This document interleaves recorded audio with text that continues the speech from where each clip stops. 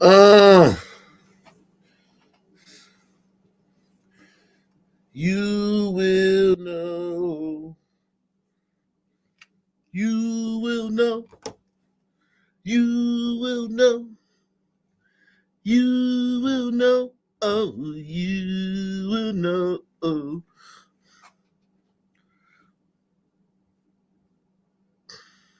What's cracking?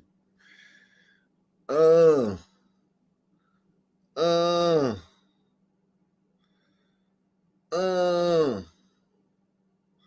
uh, uh, uh, uh, uh. Jesus Christ, she calls me at 11 o'clock.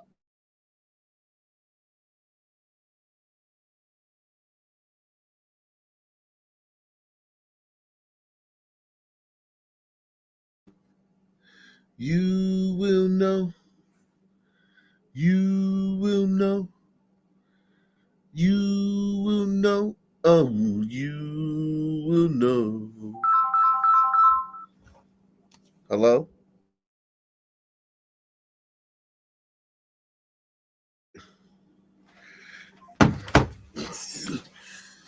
Is this door? Yo, how can you hear me? If Oh my God, Jesus Christ! All of a sudden now she can hear me upstairs. That's crazy. That's crazy, man. Um, Salute to Pamela Henderson, man. Pamela Henderson in the building.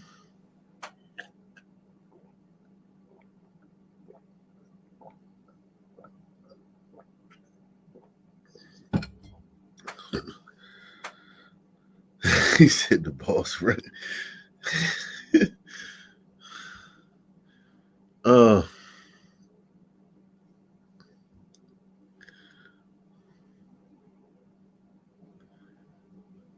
yeah, man.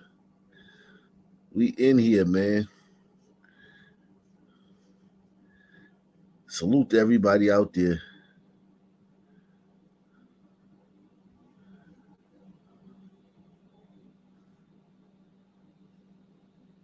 Support to everybody out there.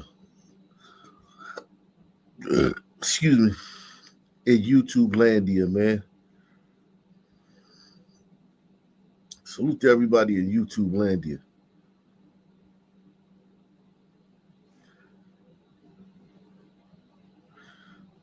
How's everybody doing tonight, man? Everybody doing great, man. Everybody doing great.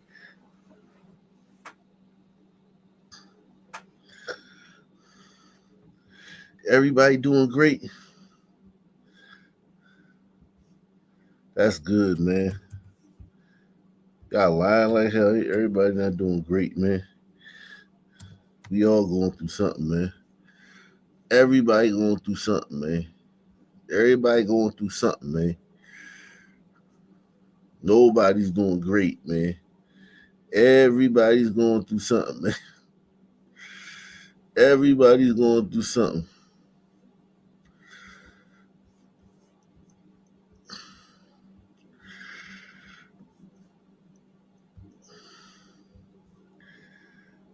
You will know. You will know. You will know. Oh, you will know. Oh.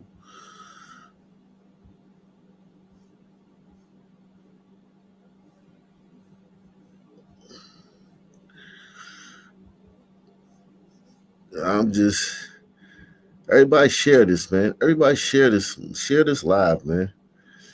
If you got social media, share this live, man. Share this live stream, man. If you got social media, man.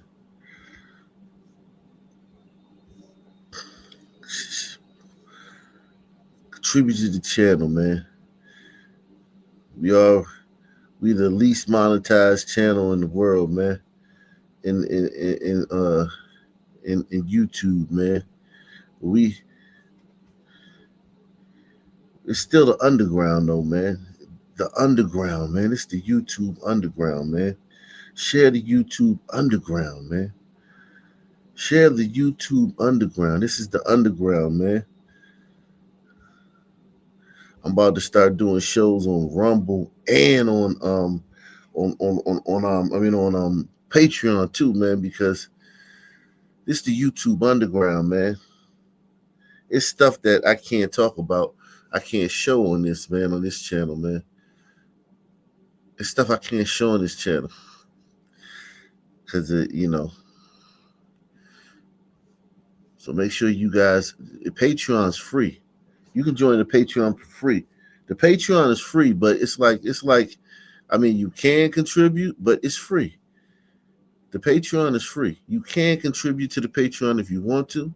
There's a link, you know what I'm saying? But the um the Patreon is free. I've made it free because I'm about to start doing live streams over there. So let me jeez.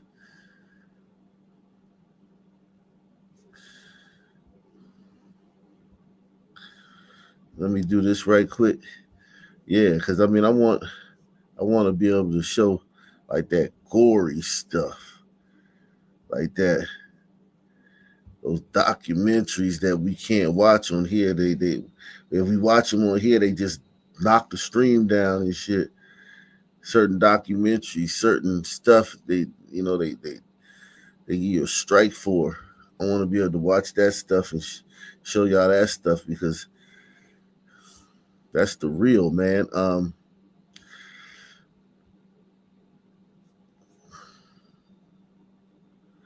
Where am I going with this? Switch to this, yeah. All right, yeah. Join. Let me put the link to the Patreon in the chat, man. You guys join. You guys can join the Patreon. It's free. I made the Patreon free. You have the option to contribute on the Patreon, but it's free.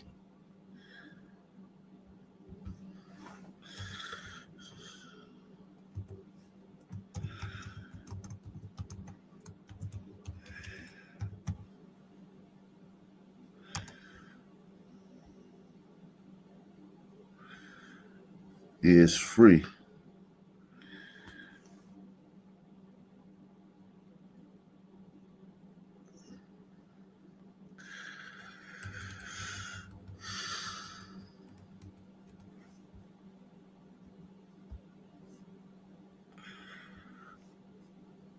We got a great show for you guys tonight, man. I want to get back to like how we usually do, man. You know, the the straight up and down. I want to go do the gun memorial, man. I want to get to the gun memorial tonight, man. I want to get to the gun memorial tonight, man.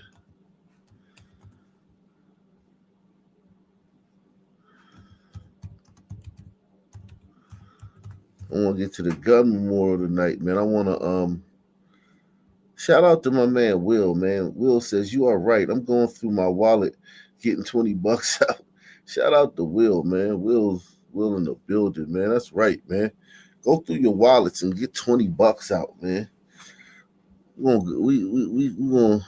gonna get back to the grittiness of Arc Nation, man. We haven't been so a lot of you people are new, man. So y'all don't know, man. Do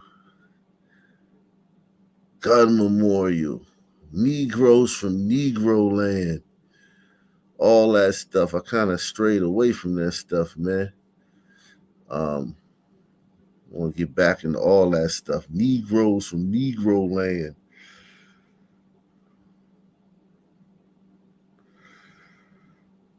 Everybody hit the like button, man.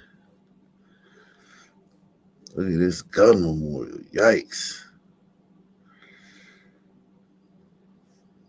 Man, what happened to this white guy, man? Oh, man.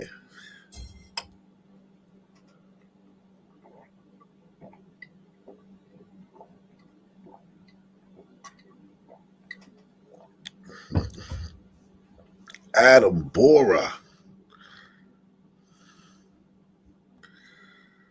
Damn. He got killed by a glider, man. He got killed by a glider, though. Adam Bora was killed by a glider. Denise Bird, man.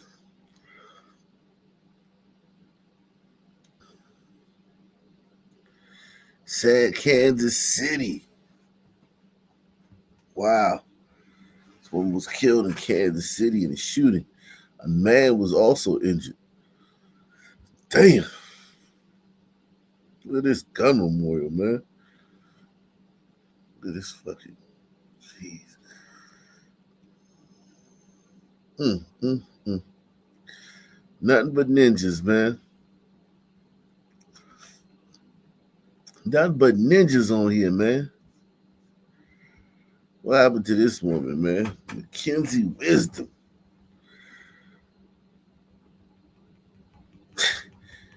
Jesus.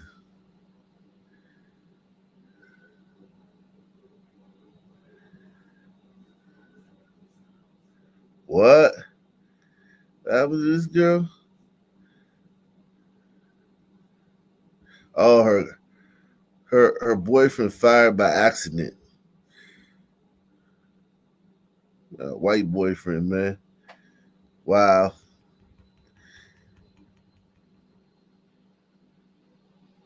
Wow.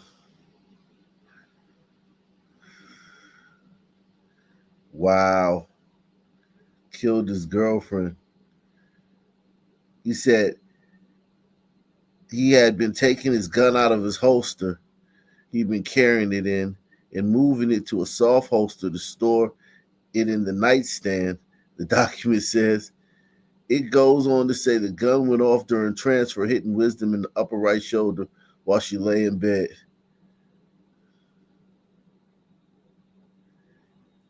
He bonded out the same day for $30,000.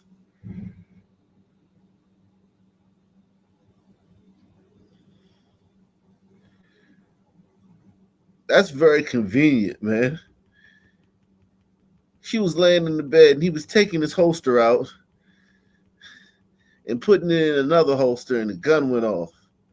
And then he ran onto the lawn and flagged down the police. And and he said he accidentally shot his girlfriend. They gave life-saving measures. She couldn't be saved. And he admitted that he accidentally shot her. And they charged him with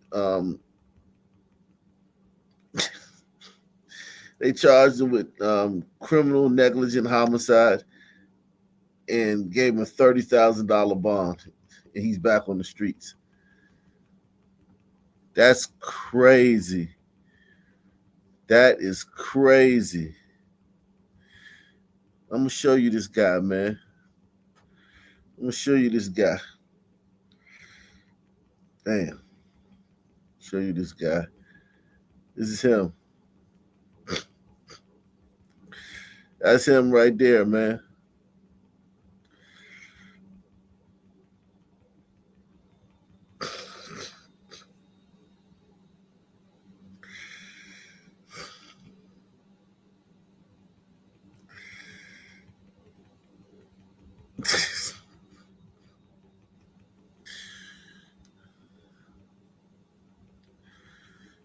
Wow.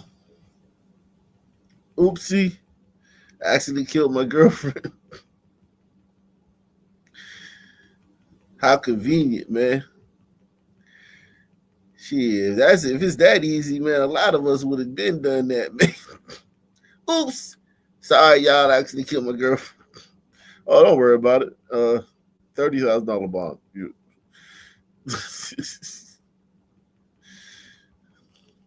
Don't even worry about it. Just no biggie.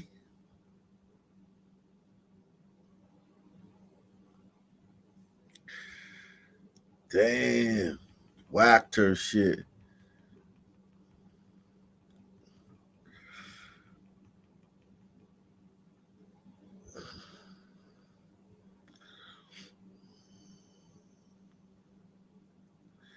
Damn, look at these cops, man.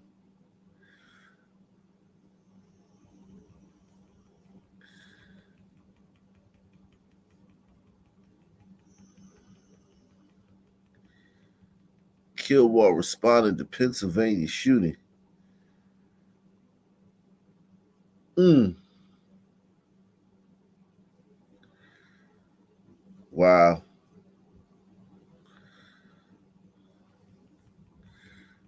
R.I.P. to the officer, man. He responded to said he responded. The shooter took hostages and killed the officer before dying in Central PA hospital. Mm. It's sad, man. Officer responded to that, man. First responders, man. Our first responders, man. Jeez.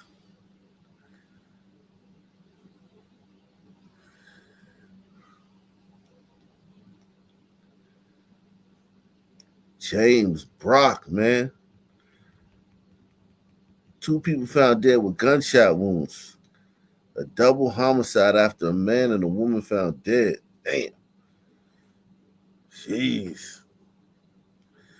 That's his wife right there. Jeez. 2 more cops. Jeez. 2 more cops.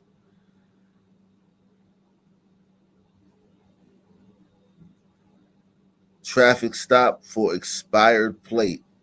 Yeah, we did this story the other day. Yeah, the Sun Man killed both these cops. We did that story. Damn. Killed both of these cops. Sun Man, he had made the news back in 06 for a shooting.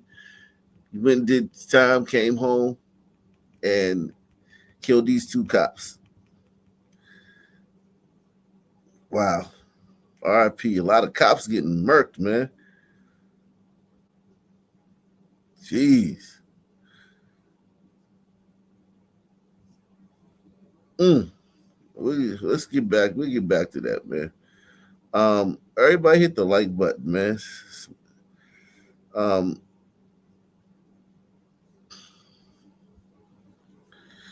you can join the Patreon too, man. I'm trying to get y'all all. That's why I made it free, man.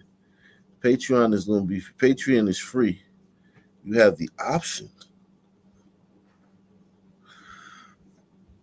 to support the Patreon, though, but it's free because I wanted to get y'all to go over there so we can do live streams over there, man.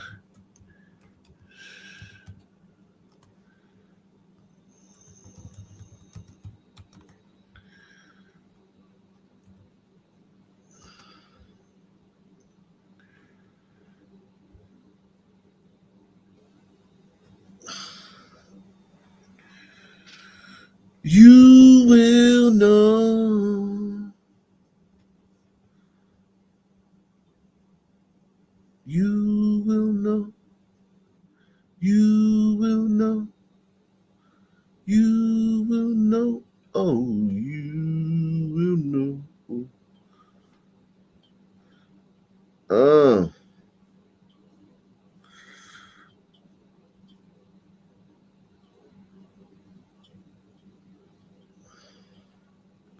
let's see what's going on around the country, man. Jesus Christ. And good afternoon, everyone, and thank you for joining us for WREG News Channel 3 at 3. I'm Alex Coleman. We do appreciate you being here with us. We have a lot to cover, but first, topping our headlines today, police believe they have found the suspects responsible for stealing a Porsche from a Northeast Memphis dealership this week. Brianna Watkins, Jaden Hastings, and Avrion Finley. No way. No way these are the ones who did that, man. There's got to be some kind of mix up, man. Some kind of mix up.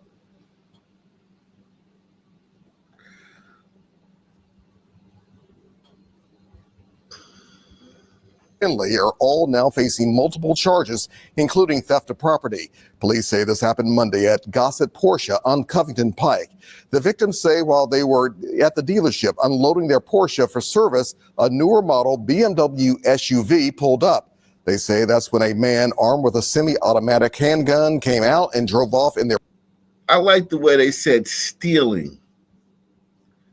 That's very interesting that they call it stealing. That wasn't stealing. That was a carjacking. That wasn't a stealing. That was a carjacking. What he's describing here is a carjacking, not a stealing. Charges, including theft of property. Police say this happened Monday at Gossett Porsche on Covington Pike. The victims say while they were at the dealership unloading their Porsche for service, a newer model BMW SUV pulled up. They say that's when a man armed with a semi-automatic handgun came out and drove off in their Porsche using the keys that were already inside the car. Officers say they were able to locate the suspects by tracking down the stolen BMW they were using yesterday on Elvis Presley. Bond is not set at this time for the suspects.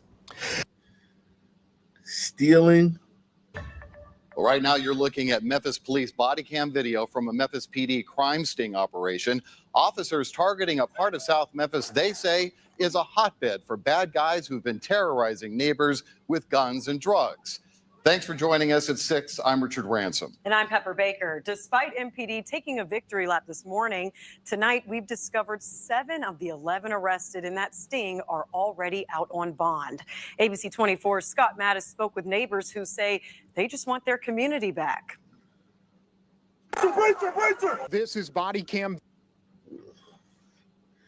Look at these dudes, man. These racists, man.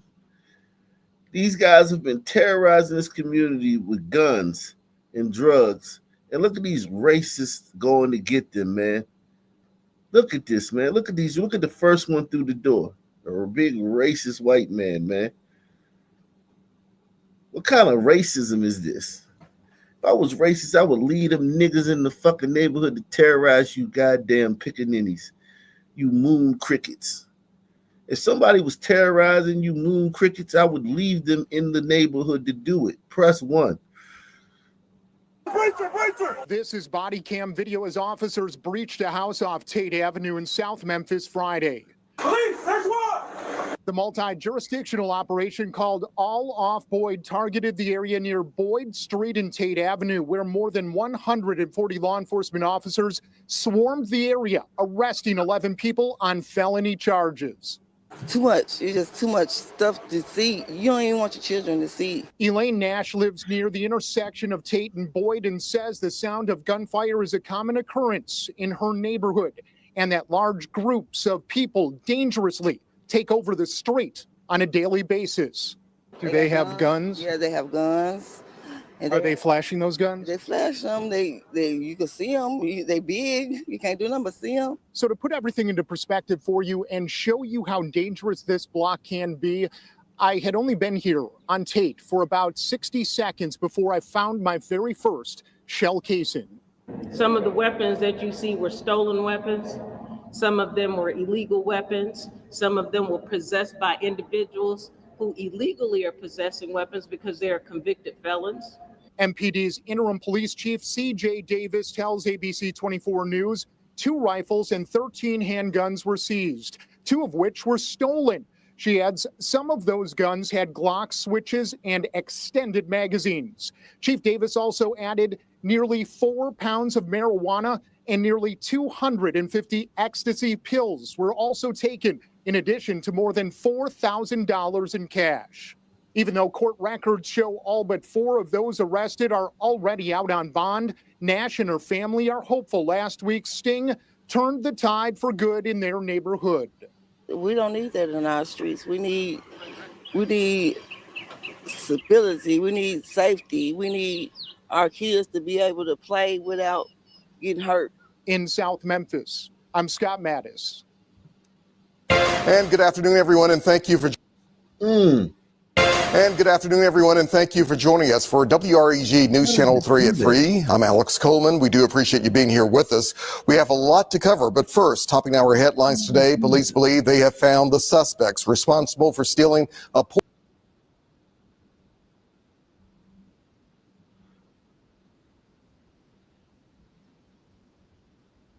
Why did you do that?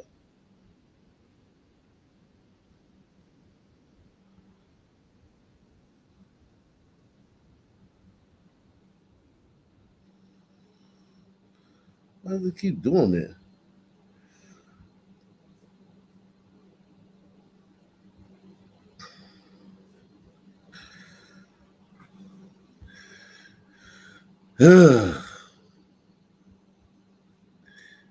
That sister's still gonna be fucking crying about racism and shit. Don't get it twisted. That sister has not turned the corner. That sister still gonna be crying about racism and talking about how they need better training and they need to de-escalate and all that bullshit. Press 1. And a community is on edge after an overnight fatal shooting in a southeast Memphis neighborhood. WREG's Jarita Patterson has reaction from a neighbor who says it's unsettling knowing the deadly attack happened so close to home. The sun peeking through the trees Wednesday morning signaled the start of a new day, but it's new details those living along Ashridge Place, one turn off Hickory Hill Road, are still waiting for following a deadly shooting overnight. I'm telling you, they ain't good. Unwelcome news neighbors like Elijah Randall, a New Orleans native, learned after tuning into your news leader. I thought New Orleans had a lot of crime, but it look like Memphis go big. I thought New Orleans had a lot of crime, but like Memphis though, right? That's crazy. They ain't good. Unwelcome news neighbors like Elijah Randall, a New Orleans native, learned after tuning into your news leader. I thought New Orleans had a lot of crime, but it look like Memphis go big on news this morning. Mr. Randall says change could be on the horizon for him. If God said move, Yeah, you move. I move. There you go. You see, there's too much crime. Around 11 p.m. Tuesday, police made their way to this southeast Memphis community.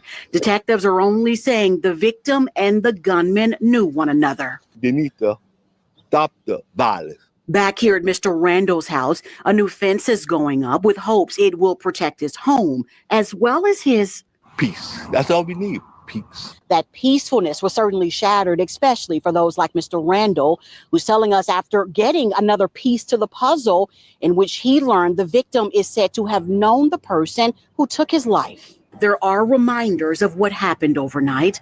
All the while, Mr. Randall says seeing this reminds him to continue doing one thing. Pray. If you pray about it, everything gonna change. For your news leader in Southeast Memphis, Jarita Patterson, WREG, News Channel 3. Yeah. People from New Orleans complaining y'all got too much crime. Damn.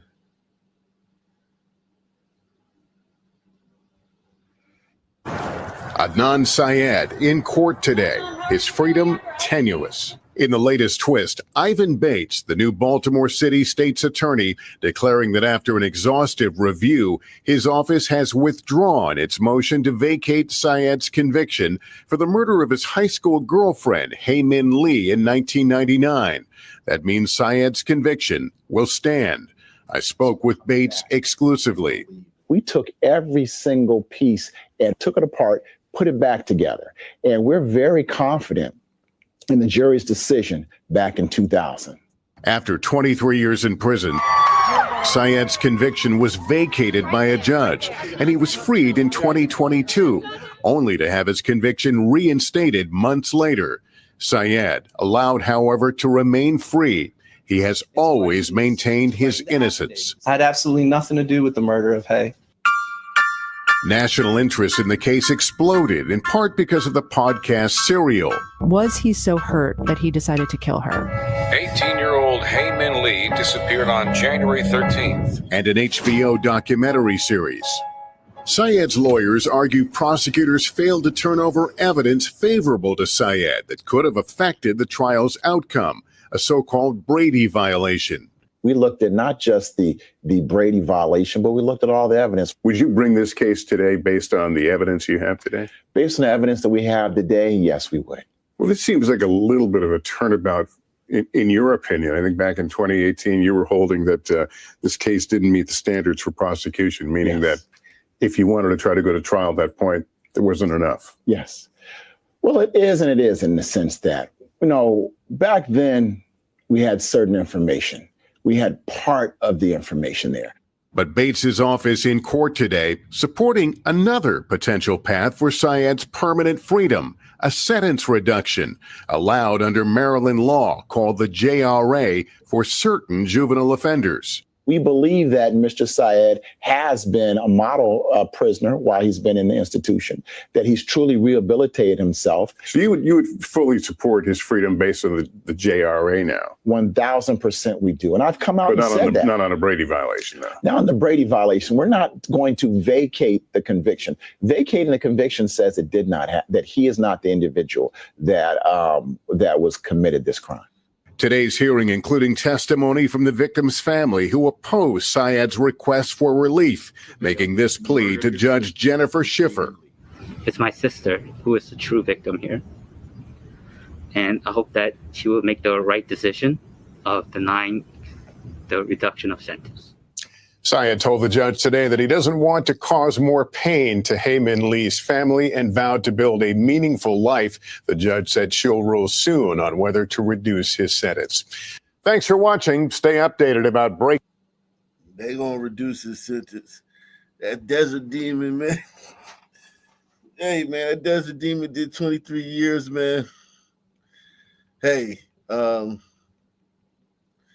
is what it is, man. He did 23 years on the murder. Why not let him up? That's almost a life sentence, man.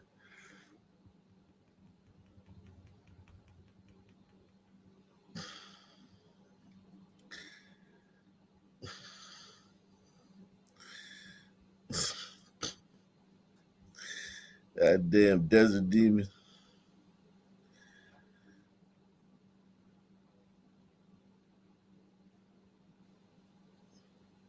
First at 5, it was a surprise moment in a Manatee County courtroom as this woman, Teresa Zeppi, was put in handcuffs.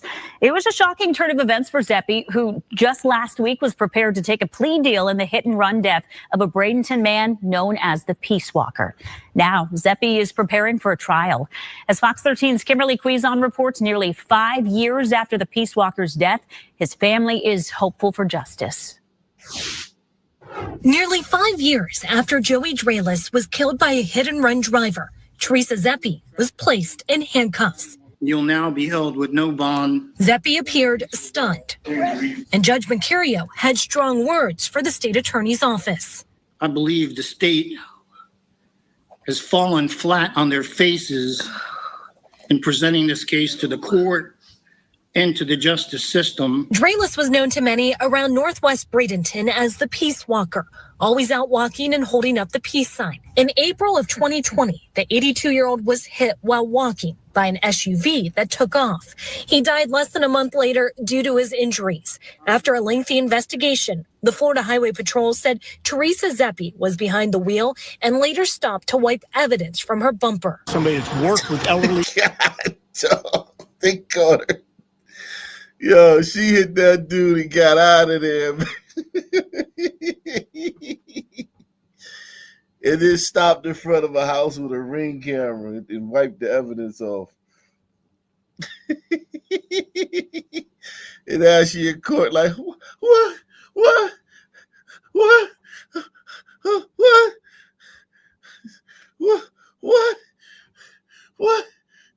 What's going on? Jeez.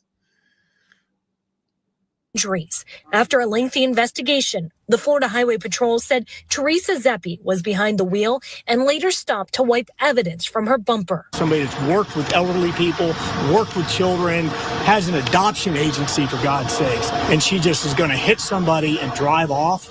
I don't think so. Not knowingly.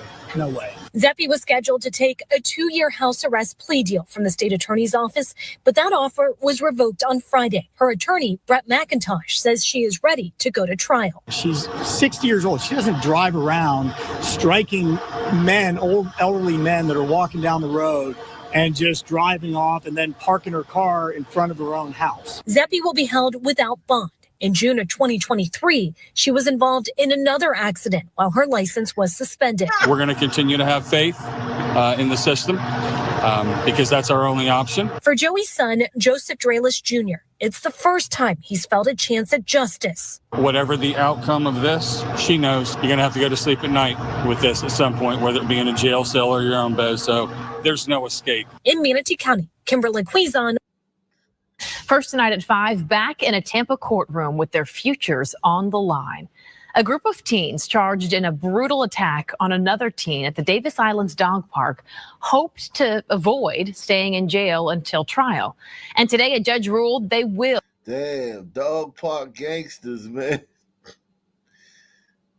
Yo, that's a dangerous dog park. Yo, don't walk your dog over there, man. The dog park gangsters is over there, man. Yo, dog park gangsters, man. DPG in the building. DPG, bitch.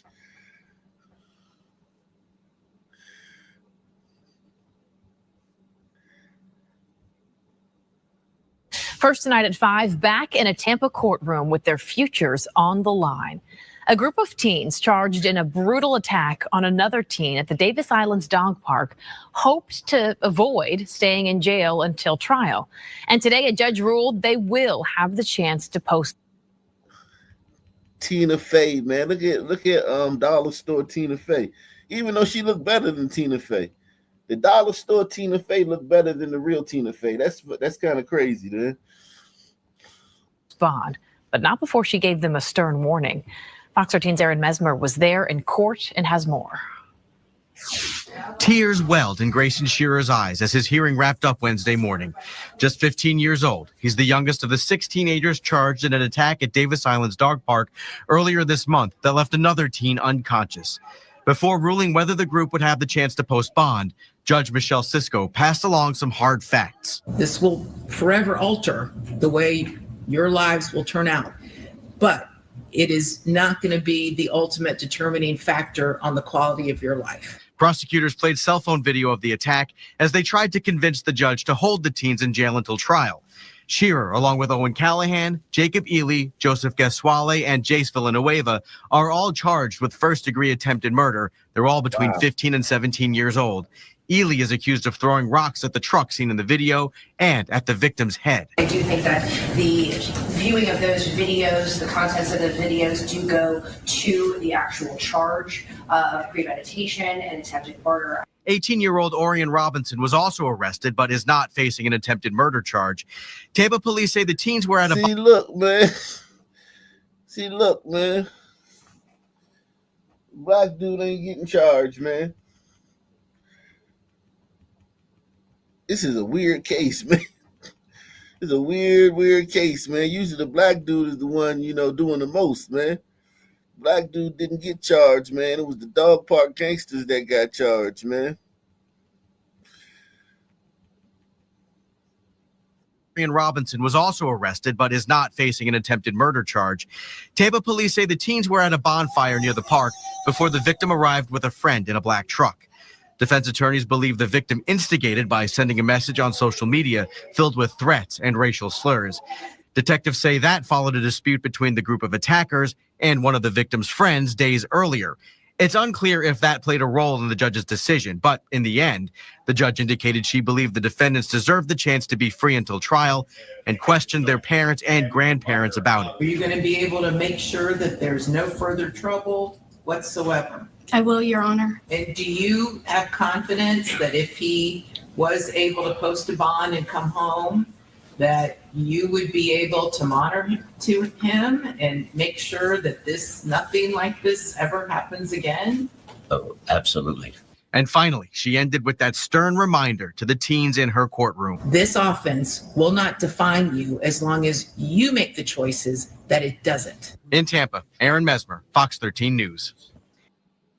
Cold-blooded murder or a tragic accident? That is the burning question before jurors in the trial of Jermaine Bass, a father accused of shooting his own children while they slept 3 years ago. Hold on, wait a second. Did she say cold-blooded murder or accident? I can see if you shot one by accident. How you shoot all of them by accident? How you shoot all your kids like, oops, oh shit. Drop the gun. Oops. Pick it up. Oh shit. Drop the gun. Oh shit.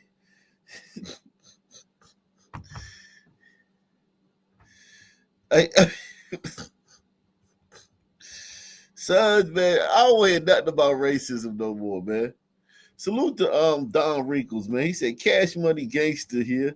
Sure wish Rumble would allow me to set up a profile. Don Wrinkles wants to rumble. Man, Rumble is, I don't understand why you can't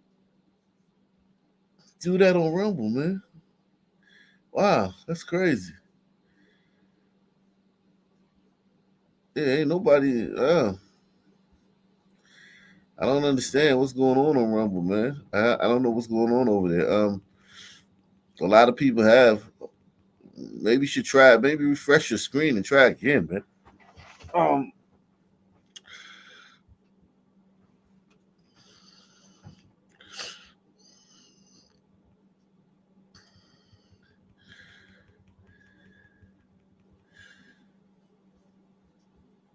Cold-blooded murder or a tragic accident? That is the burning question before jurors in the trial of Jermaine Bass, a father accused of shooting his own children while they slept 3 years ago.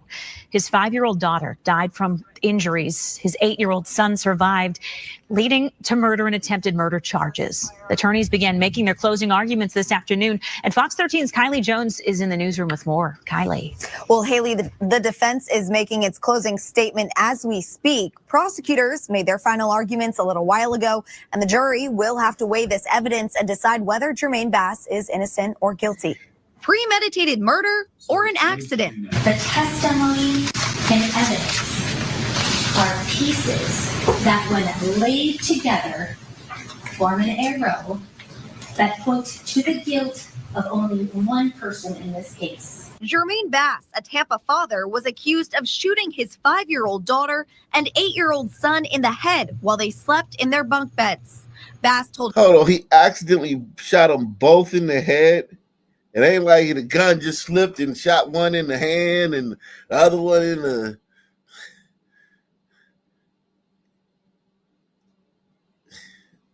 arm. The gun slipped and he shot both of them in the head.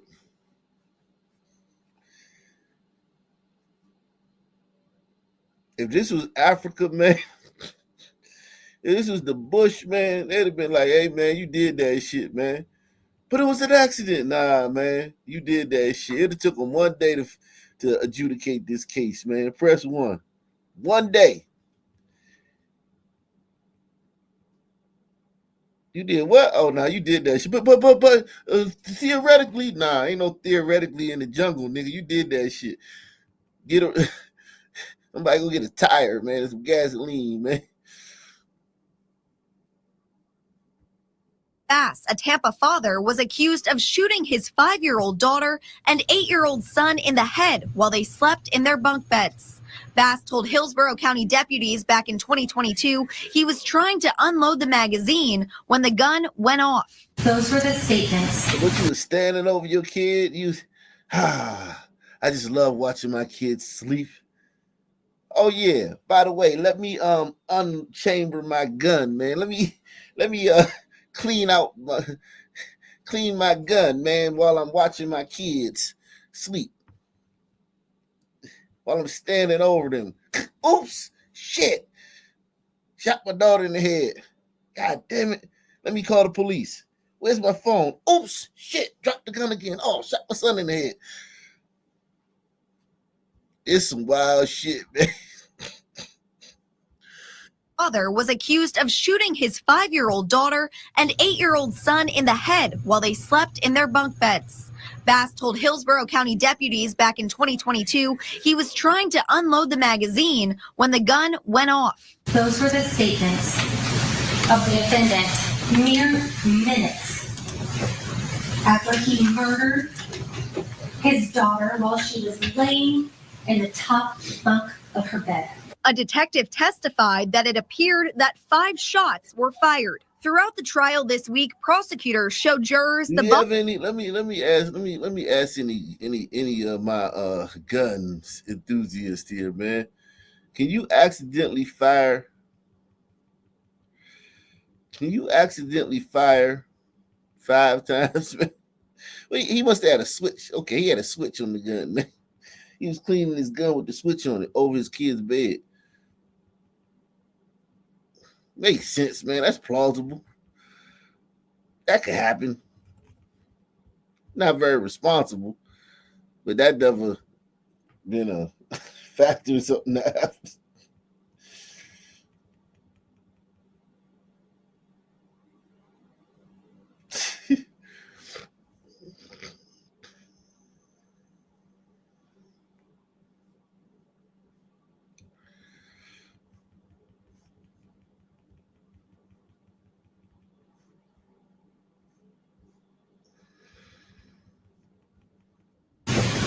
After he murdered his daughter while she was laying in the top bunk of her bed. A detective testified that it appeared that 5 shots were fired. Throughout the trial this week, prosecutors showed jurors the body camera footage the night of the shooting. He didn't beg them to go save her. He didn't beg them to help her. He said nothing happened upstairs. The state also pointed to the bullet holes left behind and DNA evidence from the children's bedroom. But the defense has maintained Bass's innocence. The children were laying down, we know that. Well, then why do we have bullet holes higher up? We don't know that. This week, his attorneys questioned DNA. What kind of defense is that, man? So if they weren't laying down, it's cool. Is she blaming the kids, man?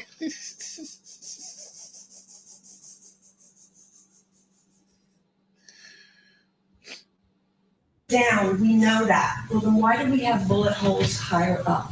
We don't know that. This week, his attorneys questioned DNA testing on the gun and the children's bedding. The defense left the jury by saying the answers are in the evidence, and there's evidence that's missing. Where that gun was prior to the shooting, who loaded it, was the man, we know nothing. And they have to have evidence. Once the defense does wrap its closing statement, the case will be. That's crazy. White folk, y'all done created the comp, so he get to get off if they can't prove that the little kids was laying down in the bed, he get to go home. Jeez.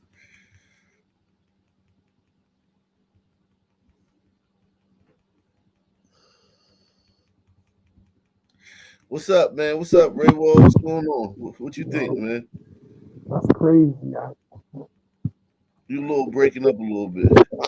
Oh, I said it's crazy. Yeah, man. He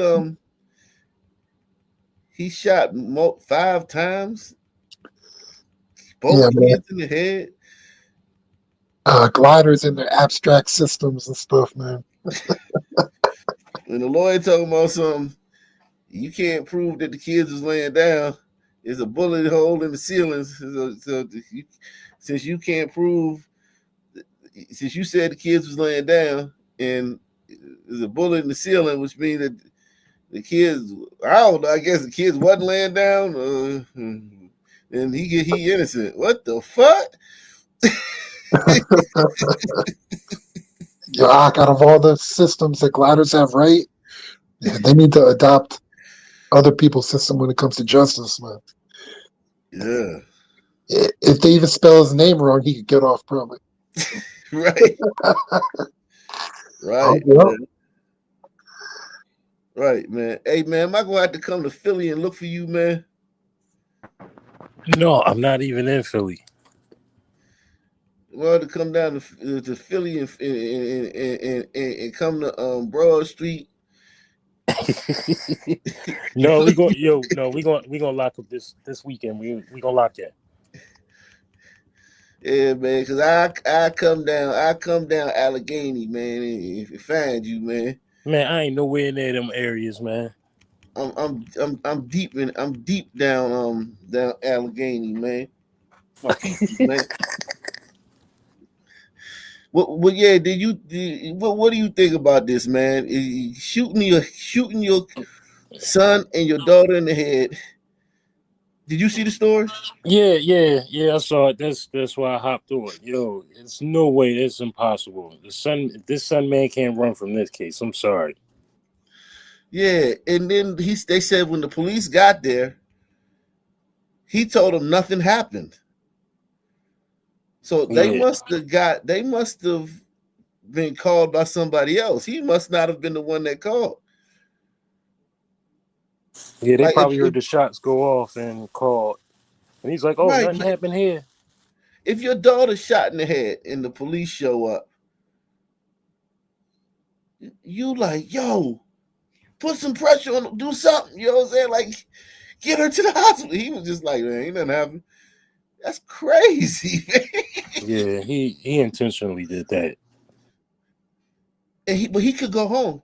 He could go home because of the way the white man do his thing. The way the white man justice system is. He could go home because it's like they didn't prove that he shot. He didn't. They said that the kids was laying down, and the defense says they wasn't laying down. And the trajectory of the bullet, he could go home. He could beat this. It doesn't take a forensics expert to figure this one out. It's no way possible. Jeez Christ, man. That's some man. Cold-blooded, man. Let's see.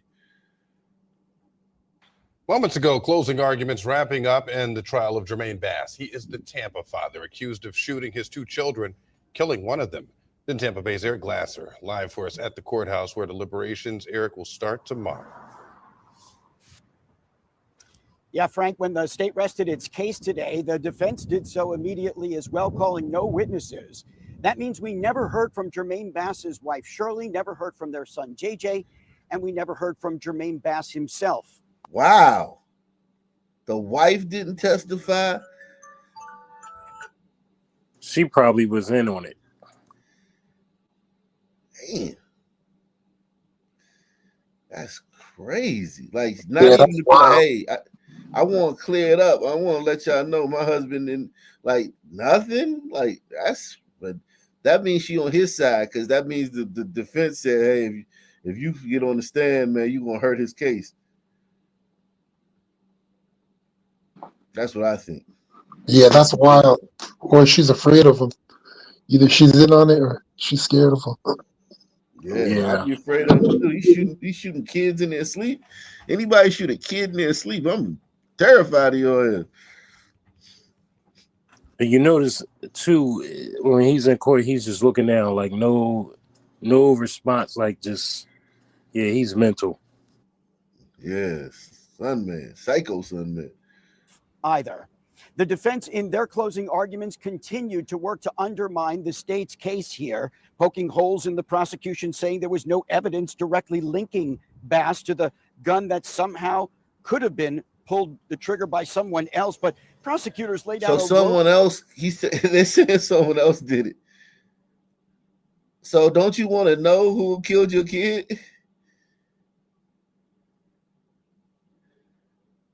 Yeah, man. Somebody else came in your house, shot your kid, and shot both of your kids. And your wife ain't testifying in the case. Your wife ain't even saying, look, I didn't hear anything. I was sleeping in the other room. She just said, I ain't got nothing to say about it. Nothing. No comment. Yeah, that sound gonna be, no, I'm sorry. No. Yeah, if I was on that jury, I don't care what they told me. Oh man, it's wild. Roadmap of surveillance cameras, cell phone tower records, ballistics, and DNA, and perhaps most important, Jermaine Bass's own words, originally telling deputies when they arrived that he had shot his children accidentally. In their closing arguments, prosecutors told the So jury. he told him. So he told him that he shot them accidentally. Now he's saying he didn't. He go from. So he went from nothing happened. I guess when they first showed up. Then I guess they interrogated him and he told them, "All right, I shot him accidentally." And now it's back to, no, I ain't had nothing to do with it. It could have been somebody else. And you can do that in the white man system. You can do all that because it's like, yo, it's certain, you know what I mean? Like you gotta, like some shit could be inadmissible. They could, oh man, that shit crazy, man. That shit crazy, man. Wow. The jury, they had proven this was not an accident. You know who tells you who shot that gun? He tells you who shot that gun. Jermaine Bass tells you who shot that gun.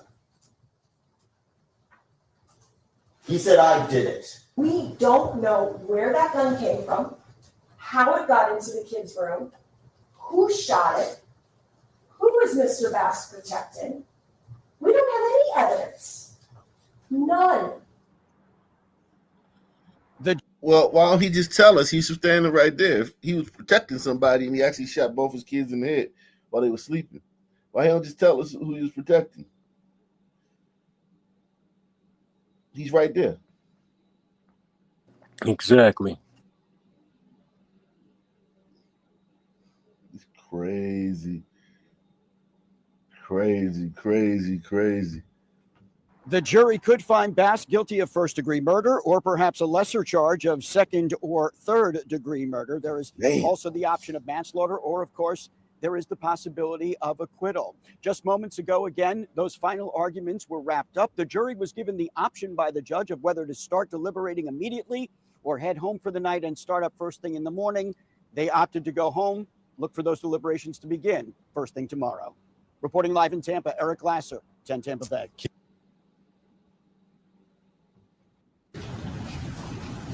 I don't remember this guy. Jeez. Moments ago, closing arguments wrapping up, and now to our other top story tonight. A man is in jail charged with assaulting a cashier at a Dollar General store near Temple Terrace. It happened 3 weeks ago.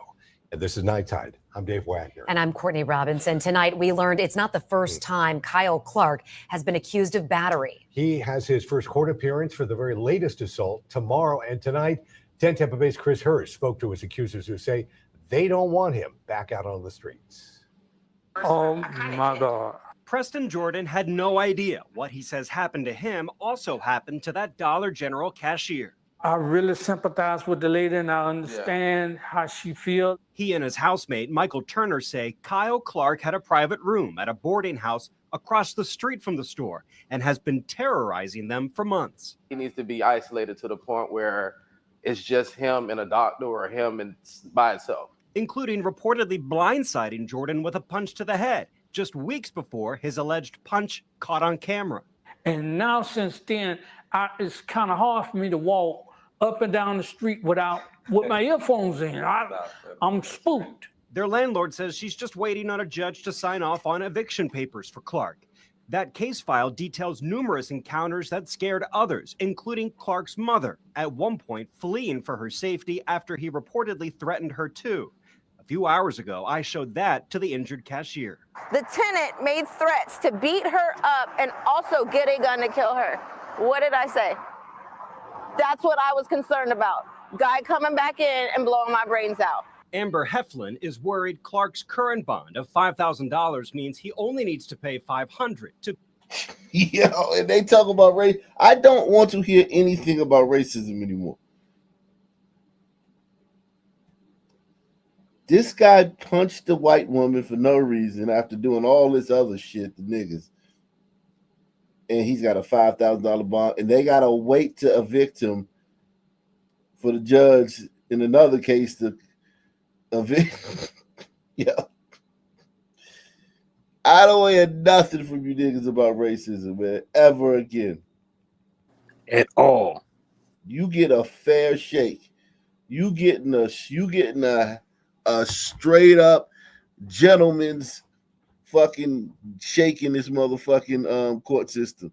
They are treating you like kings in this court system. And it been like that since slavery and shit.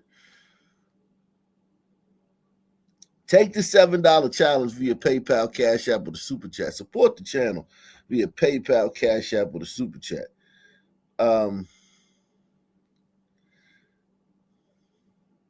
This is absolutely insane. Every case, son, man, getting a great deal. He supposed to be hanging from a tree. I showed that to the injured cashier. The tenant made threats to beat her up and also get a gun to kill her. What did I say? That's what I was concerned about. Guy coming back in and blowing my brains out. Amber Heflin is worried Clark's current bond of $5,000 means he only needs to pay $500 to be released. He needs to be locked away. Like my dental work is $15,000 at the moment. Damn. That's some man fucked her out. He got her looking like Joy Reid out this motherfucker, man. Hey. No. Some man, he supposed to be swinging, man. That's some man supposed to be swinging from a tree. Press 1. Since y'all niggas want to act like y'all living in the fucking past, let's go all the way with it. That nigga need to be hanging from a fucking tree. Period.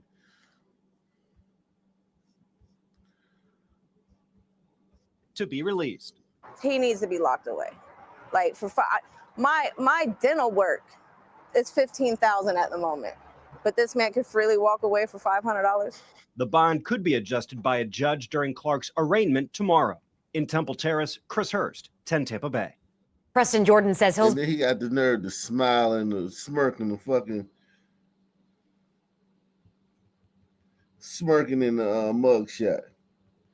You ain't taking this shit serious, son, man. 10 Tampa Bay.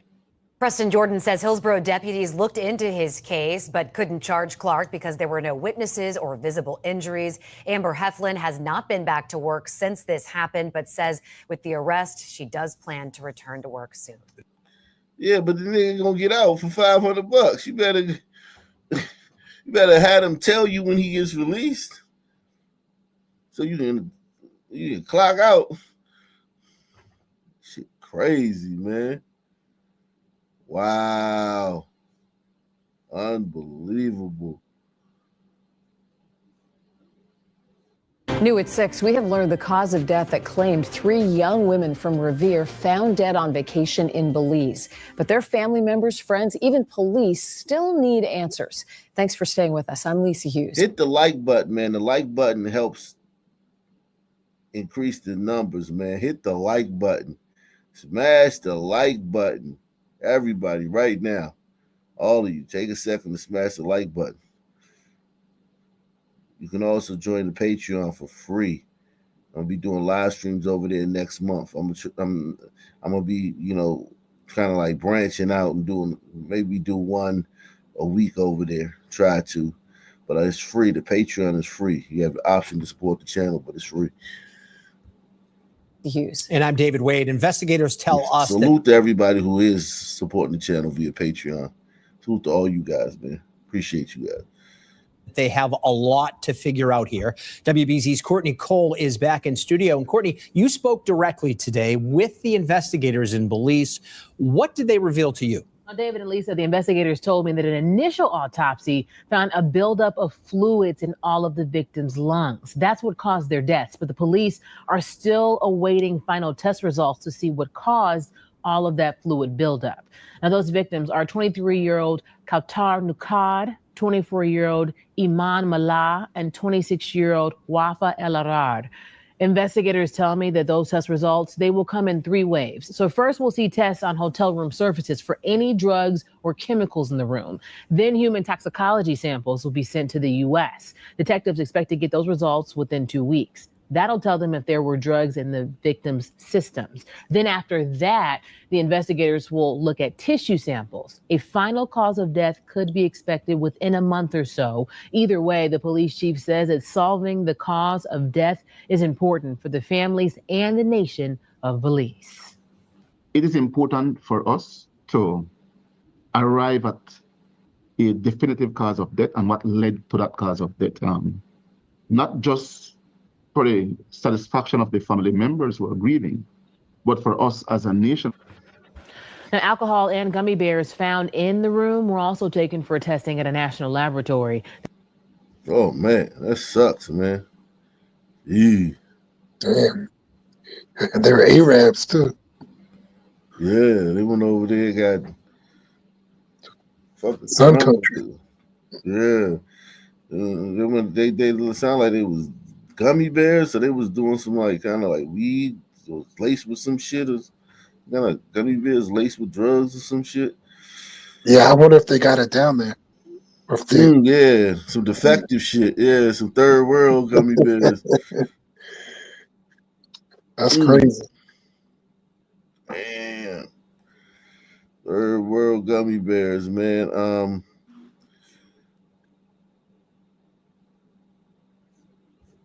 Jeez. Yeah, if you go to those places, if it's not sealed, I wouldn't take it, man. Hell no. Hell to the no. I wouldn't buy any drugs in the third world, man. We're hearing from the North County family awarded more than $18 million in a wrongful death lawsuit after St. Louis police shot and killed their 18-year-old son. It happened nearly 10 years ago, but the jury's verdict was just handed down last month. As 5 News Time's Brent Solomon explains, it could still be a number of years before the family even sees that money, Brent. That's because the family's attorney says the city of St. Louis plans to appeal the jury's multi-million-dollar verdict. Take a look. The case of Mansour Ball Bey ignited calls for justice and change in St. Louis. But this is really for the police to know to stop the police brutality. His parents remember getting that terrifying call back in August of 2015. I was working that day. I was at work, and I get the phone call from my sister telling me that my son here got shot. Little did he know his 18-year-old died at the hands of police. And I leave the job and get to the scene, and it's real chaotic with the police and the protesters. It happened here at Page and Walton. Ball Bey was at a relative's home that police were called to while serving a search warrant. The family's attorney says the 18-year-old ran out of fear. At that point, the police... So they served the search warrant, and he ran out of fear. Who was the search warrant on? Like, was the search warrant on someone else at the house? Or was it on him? Was it, like, you know what I'm saying? Like, why would he run in fear? Because the police will get you, man. You know that. Jeez. Bey was at a relative's home that police were called to while serving a search warrant. The family's attorney says the 18-year-old ran out of fear. At that point, the police very frustrated because he's running from them, and they fire a shot, striking him in the back that severed his spinal cord. Attorney Jermaine Wooten says police claimed he was holding a gun at the time. The problem was... The police claimed he was holding a gun. The problem was, with his spinal cord being severed, he would have gone down immediately, and now we have the firearm more than 100 feet away from his body. He says an off-duty... Oh, so he tossed the gun before he got shot. So he ran, tossed the gun, and then they shot him. That sound about right to you guys? I missed that. I didn't hear it. No, his 18-year-old died at the hands of police. And I leave the job and get to the scene. It's real chaotic with the police and the protesters. It happened here at Page and Walton. Ball Bay was at a relative's home that police were called to while serving a search warrant. The family's attorney says the 18-year-old ran out of fear. At that point, the police very frustrated because he's running from them, and they fire a shot, striking him in the back that severed his spinal cord. Attorney Jermaine Wooten says police claimed he was holding a gun at the time. The problem was, with his spinal cord being severed, he would have gone down immediately, and now we have the firearm more than 100 feet away from his body. He says an off-duty officer saw the teen toss the gun before running. That's what I In thought. January, a jury awarded the family $18.75 million. Wooten says the city is appealing. So he gets 18. What do you guys think about this, man? I mean, like, what's up with this? Just give him the money and just move on, get him out of your hair. I mean, yeah. If you don't want to be on the news all the time, yeah. Gee. Settle it and hope it goes away.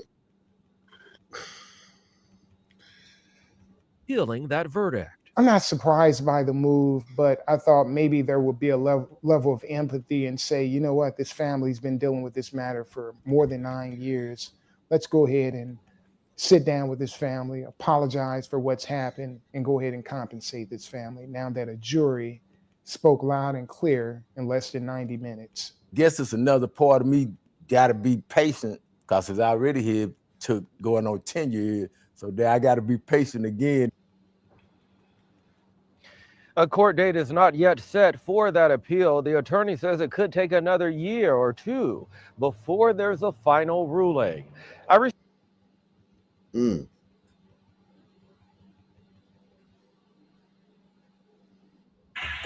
top story, fake workers, real danger. We don't see it much over here, so it's a little frightening. The search tonight for two burglars who tricked their way into their victim's home.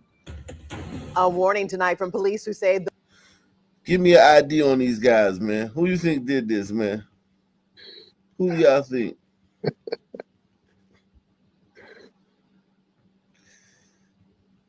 I'm gonna have to go with Patel's. I think this might have been gliders, man. I think this one might have been gliders, man, just from the look. I just feel it, man. I feel it. Come on, gliders. Prove me right. say those two men posed as utility workers to steal from an 86-year-old West County woman. Good evening, everyone. I'm Kelly Jackson. And I'm Mike Bush. The brazen burglary happened last Thursday in Manchester. New tonight, 5 on your side's Robert Townsend reports one of the wanted thieves has been charged. Mike and Kelly, that's right. At this hour, both burglars who pretended to be gas workers are still somewhere out there. Now, meantime, police are warning homeowners to be on the lookout for the scammers. Investigators say around 4 Thursday afternoon, a police camera first caught this silver truck riding down Sugar Hill Drive near Big Ben in Manchester. They say Frankie Costa, who's from Chicago. I was close, man. He might be he on Brito. On Brito. Yeah, it's on Brito. Close. I was close, man. Sugar Hill Drive near Big Ben in Manchester. They say Frankie Costa, who's from Chicago, and another man posed as utility workers, got out of the truck and randomly targeted an 86-year-old woman's home. The victim lives alone. They conned her into letting them in her residence. Police say the men told the woman there was a damaged gas line up the street and they needed to check her furnace. She asked about their vehicles. They said they were parked up the street. So even though she was kind of hesitant, she allowed them in her residence. Investigators say one of the burglars kept the homeowner distracted in her basement while the other went upstairs and stole $750 worth of jewelry from her. Both scammers took off. Fortunately, the woman wasn't hurt. Any idea if they were armed? We do not know. It's a little frightening. She's okay. It doesn't happen often around here. A spokesman for Spire says they issue all of their workers, even third-party contractors, Spire badges. The gas company encourages customers to ask for one. They always have credentials. They're advised to show them. Detectives issued a warrant for Frank Costa. He and his accomplice are wanted for burglary and stealing. Meantime, folks in this way. Wow. They didn't hurt her, man. Salute to these hombres, man, for not hurting her, man.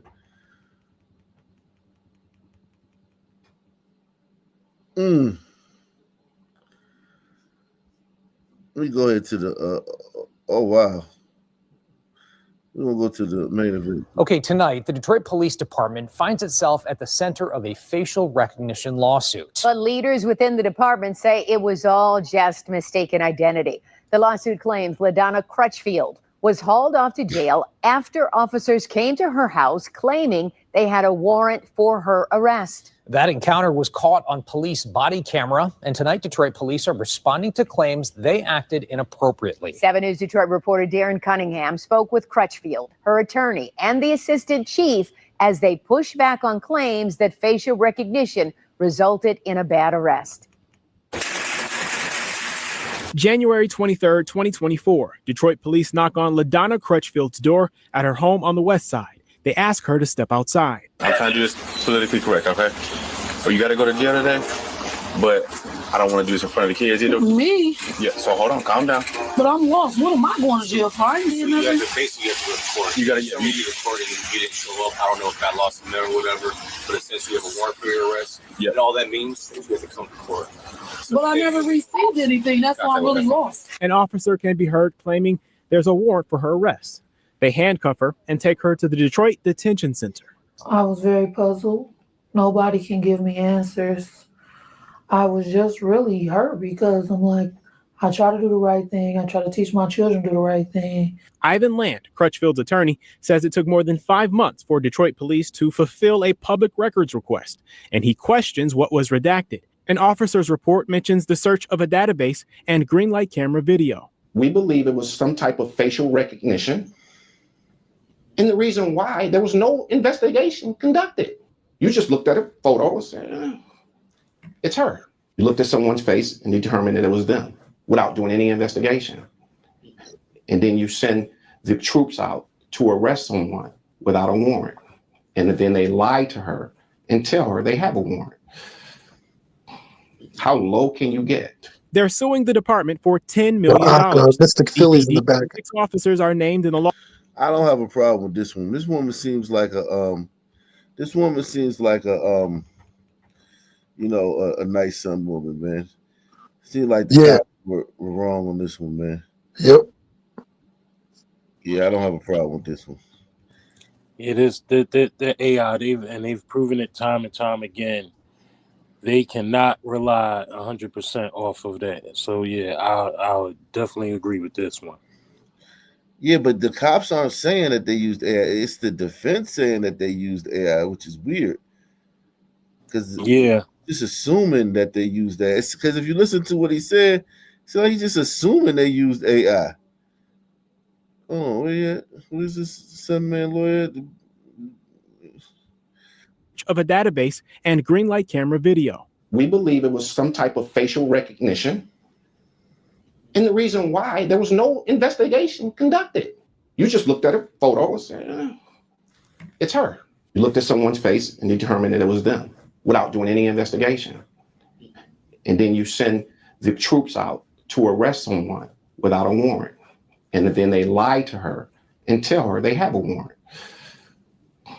How low can you get? They're suing the department for $10 million. DPD and 6 officers are named in the lawsuit, including the officer in charge, who Crutchfield says she spoke to at the detention center that day. When she entered the room, he had a copy of her ID, and he had a comparison. And that's when he asked her, well, you got to admit this looks like you. And that's when she stated, because I'm fat and I'm black. Lance says DPD released his client only. That's what a son man would say, though, yo. Yeah, right. Son man cop. He was like, Oh my God. Because I'm fat and I'm black. And he had a copy of her ID. And he had a comparison. And that's when he asked her, well, you got to admit this looks like you. And that's when she stated, because I'm fat and I'm black. Lance says DPD released his client only after she agreed to leave her DNA and fingerprints. She couldn't say no. She could not tell the officers that she was not giving up her DNA and her fingerprints because she had to get to her second job. Case of mistaken identity. Yes. Yeah, but this case has absolutely nothing to do with facial rec. Facial rec was never run on this case. It was never submitted. So I don't know where our complainant got this information or the plaintiff got this information. Yeah, it sounded like it was just an eyeball. They were like, "Oh, this bitch look like, that look like her." But Yeah, man. They gonna have to take the L in this one. Some people are unreasonable, man. They get mad over everything. You can't make a mistake with them. no, you can't never make a mistake around some people. We always make mistakes. we make a mistake all the fucking time, man. Assistant Chief Charles Fitzgerald says officers had probable cause to arrest Crutchfield in connection to a shooting, despite arresting the wrong person. There was an investigation done. The investigation led back from a partial plate, led us to a house on the east side. That east side home led us back to our plaintiff. When they compared the image they got from a video, just an image, they didn't do any facial rec, it led us to this individual. He says the officer in charge cleared things up. And it was determined this was not her. Did officers lie about Miss Crutchfield having an arrest warrant? I don't know what was actually said. I know that was in her complaint, but I don't know what was said. In the body camera footage, the officer tells her there's no. I have not looked at the body worn camera footage. She's never. Wow. He lied, man. I think he lied about that. I think they use that sometimes to just, they lie to you. Like, yo, man, your homeboy in the other room snitching on you. You might as well tell us, what you know now. Like, they lie. I don't mind cops lying if they're trying to, get information. But you got caught this time. She is fat and black, though. That's true. Never committed a crime in her life. So this defamatory statement that they're making about she was connected by a license plate, be careful. Be careful. Darren Cunningham, 7 News Detroit. We will see how it all plays out. Thank you so much, Darren. Damn. They wouldn't have got my DNA, that's for damn sure. Oh, you would have stayed in there? Yep.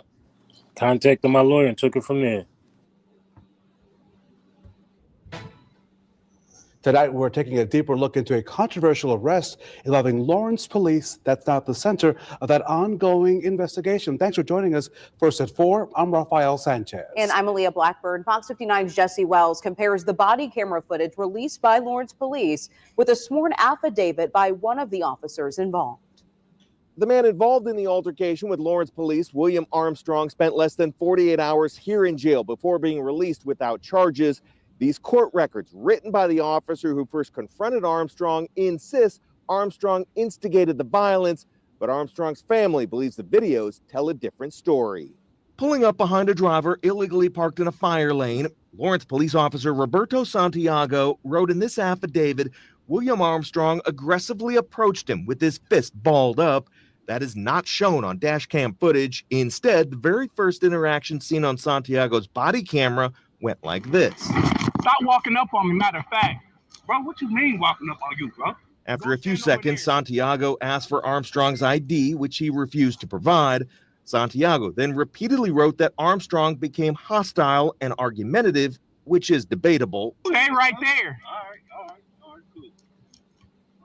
I know it's cool. After returning to his squad car to ask for backup, Officer Santiago again approaches Armstrong, but none of what follows is included in Santiago's affidavit. First, Armstrong makes a veiled threat. Hey, look, whenever you got your uniform on, Holler at me then. What's that, a threat? Holler at me then. Is that a threat? Nah, it ain't no Say that threat. one more time. For nearly 20 seconds, the confrontation escalates before Officer Santiago begins a profane rant that is not described in court records. Let me chill out, bro. Yeah, you chill out. That's Yeah, let right. me chill out. Check yourself. Yeah, for who?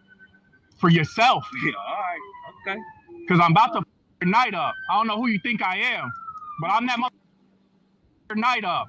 After Armstrong's sister walks up with tensions at a high point, Santiago tries to physically detain Armstrong. Turn around. I'm not turning around. The fight that follows is described in Santiago's affidavit. Armstrong appears to punch both Officer Santiago and Officer Lowe during the scuffle. You know, and this is being framed as a reasonable sunbathing.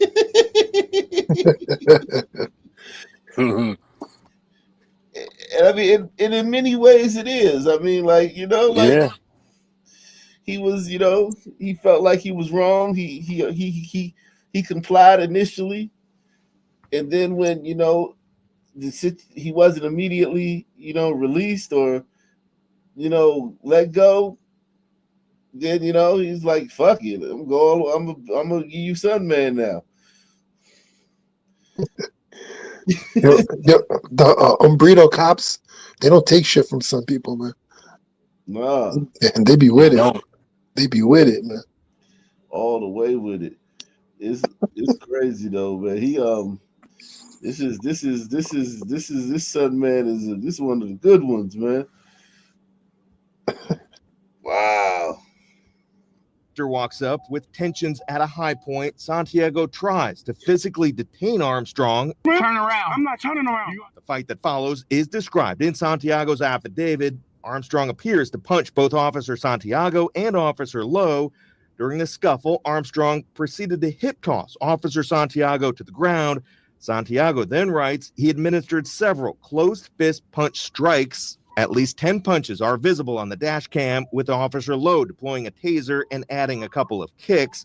We asked several independent parties knowledgeable about law enforcement training to analyze the video to see if proper de-escalation tactics were employed, but our requests were all denied. Today, we learned both officers involved in the use of force have been placed on administrative leave while the investigation continues. Jesse Wells. Yeah, that shit went south like a motherfucker. Like, right? It just it was Umbrito versus Son. It was just Umbrito versus Son, and they both wasn't letting go. Their testosterone levels was high. Everything. Yeah, but do you get a Sunman some money, man, for police brutality, man? Nah, I don't think so. Because the Son man still had control of it. He still could have de-escalated it. He could have said, "Fuck it, let's make it normal." Yeah, but what about the curve, man? We gotta get a Sunman a curve, though. You know what I'm saying? It's true. Yeah, for a Sunman, he was good though. He was reasonable for a Sunman.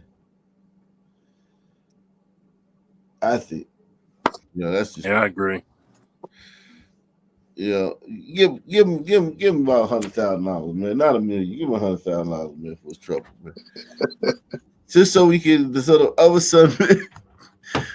Sunman can, you know, we can show him like, hey, man, if you don't be a complete jackass, man, you might, you know what I'm saying.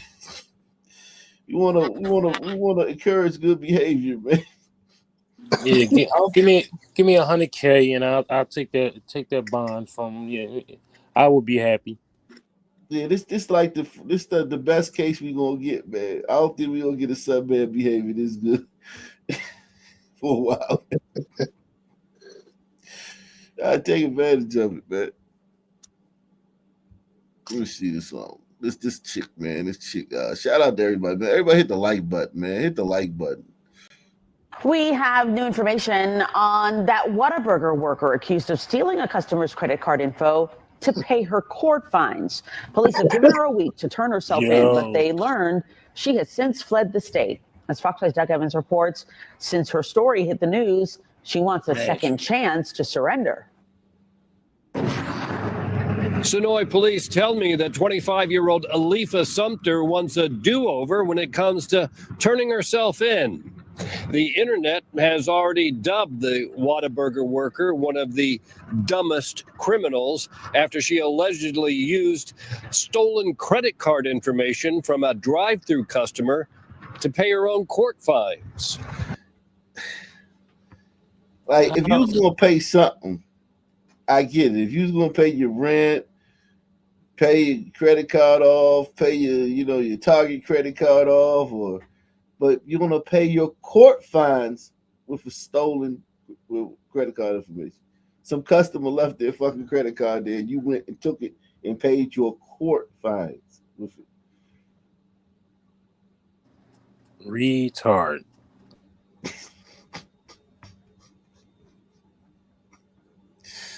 Ah, man, I'm telling you, man. What in the hell at Whataburger? Sisters is something else, man. You sisters never, ever, like, let a brother down, man. It's like y'all are 1,000 for 1,000, man. We can always count on y'all. I'm surprised she ain't go get her nails done in a French lace front. Right. That'd have been good. Like, shit, go do that. Don't take it to the court building and pay your fines. Like, now she on the run and shit like she done robbed the bank. Police say back in January, Sumter was working the drive-thru at this Noonan Whataburger. A customer reported to Sonoy police that his credit card information was used to pay $400 in fines at the Coweta County State Court Probation Office. Investigators say they simply searched whose fines got paid. They say it was Sumter, and her info revealed she worked at Whataburger. They asked the victim if he'd been to the burger joint. They say he said yes, he had. Look how easy it was for them to figure this out, man. Look at her, man. That big old busted ass lace front on her head. That shit probably been on her head for like 6 months. She probably be doing. She one of these. You ever seen them when they like? Yeah, with the pad, the infamous pad. Be itching, be itching them. When I used to work at Home Depot, a couple of the cashiers that always, and you just be like, I'm talking about all day long, like, and you just be like, yo, you a cashier, you like the front face of our organization and shit, and you sitting there smacking yourself up the head all day, man.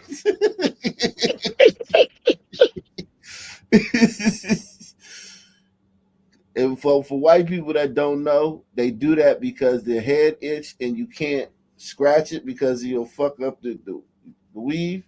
So they hit themselves to scratch their head because when it get dirty under there, it get sweaty and shit, it get real itchy.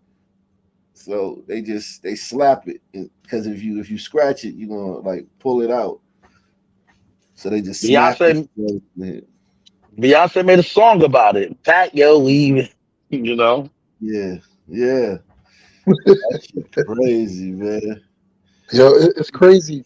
She could probably find a stuntman to kill somebody, but couldn't give him the gift for $400. Right. Facts. I thought her court fees would be like, a couple $1,000. $1,000. That is so crazy, man. She could find a stuntman with kids by other women, like no kids by her. He nigga got kids by another women, and like literally like get him to go shoot somebody in broad daylight under a fucking pole camera, and she can't get the fucking court fines paid. The black woman, man, they powerful though, man. That's crazy. Busted ass bitch like this can do that. That's crazy, man. That is so crazy.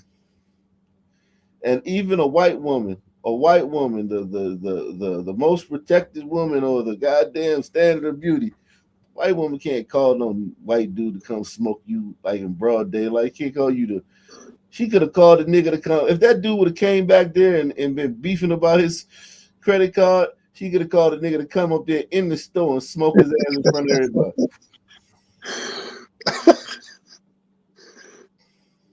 Damn, that's crazy. Was Sumter, and her info revealed she worked at Whataburger. They asked the victim if he'd been to the burger joint. Police that his credit card information was used this Noonan Whataburger. A customer reported to Sonoy police that his credit card information was used to pay $400 in fines at the Coweta County State Court Probation Office. Investigators say they simply searched whose fines got paid. They say it was Sumter, and her info revealed she worked at Whataburger. They asked the victim if he'd been to the burger joint. They say he said yes, he had, and he later picked her out of a lineup. Coweta County took out a warrant for probation violation. Sonoy police took out felony warrants for identity theft and credit card fraud. Keep in mind, Sumter's probation was just for misdemeanor pot possession, so things have escalated significantly. Authorities gave her until Friday to turn herself in, but they say she didn't. On Monday, they learned she'd skipped the state. After her story appeared on Fox 5 and on social media, seemingly everywhere, police say she contacted them, asking to turn herself in on Wednesday. She's taken quite a hammering on social media. She made a mistake. She's not an awful person, but obviously made a bad mistake, and hopefully she'll learn from it and move on. Am I confident she's going to turn herself in? No, but we'll see. Police say they have good reason to be skeptical, but they say they also don't mind giving her another chance to do the right thing. In Sonoy, Doug Evans, Fox 5 News. I got a question. Jeez. I did. We have. Maybe she need to lay off the weed. Sisters, man. Y'all keep it lit out here with the goddamn dumb shit, man. Yeah, man. Jesus Christ. They say black girl magic. Right. The most educated. You know they had to stop saying that because people debunked that shit. It was like, yo, that claim that they're the most educated is erroneous. They got that from like a article, that a bullshit article. It was like they found the one article that, and I've been saying that for a while, but they said they found the article and it was a bullshit article. The article wasn't even like reputable and shit. It was just basically saying that they the only woman group that get more degrees than their male counterparts. They run around talking about they the most educated, like they got more degrees than Asian women and shit. Yeah, the most in debt too. Crazy. And that's a fact. They were saying that shit for years though. That it's like getting office and like everything just like that's the Trump effect. It's like, damn, they've been saying that. I've been hearing that for we the most educated for at least 10 years, right? Yeah, it's been about so long. Yep. I don't remember hearing it back in the day, like back in the 2000s and the 90s. I don't remember hearing it then, but they just started saying that shit one day, man. And then nobody checked them. Then Trump get in office and that shit over. Yeah, I wonder what the outlook is going to be for the next 4 years. Yeah, y'all ain't the most educated. Y'all just got more degrees than Sunmen, and Sunmen is like literally in prison and shit. We the most in prison. 3 men from the peninsula are sentenced in federal court for a deadly crime spree that lasted nearly a year. Their string of crimes included 5 murders plus numerous other felonies. New at 4, investigative reporter Chris Horn has more on the crimes and the punishment. Regina, the 3 men involved are Ronzel Dixie, Kwame Redmond, and Miko Brown Jr. Dixie was the ringleader based on his much harsher sentence, but every one of them got life in prison and then some. Damn. Federal authorities say they carried out at least 7 shootings, including 5 murders and 4 commercial. Damn. Gangsters, man. This is how it ends up, man. This is how it ends up. Straight up. That's how it ends up. This is where you end up at, man. or in the upper room. Right. And that's the crazy part. Like, you can't tell them that. You couldn't tell me that. You can't tell niggas that. Every nigga think they special. They gonna somehow do this shit and not be the ones, or do whatever they doing, whatever kind of bullshit they doing, and they gonna somehow they not gonna get caught. Somehow they not gonna get fucked up in the game. Look at these niggas looking like the Alabama secondary. Them got life in prison and then some. Federal authorities say they carried out at least 7 shootings, including 5 murders and 4 commercial robberies. They also robbed 3 drug dealers, stole 3 cars, and got into 2 high-speed chases with police.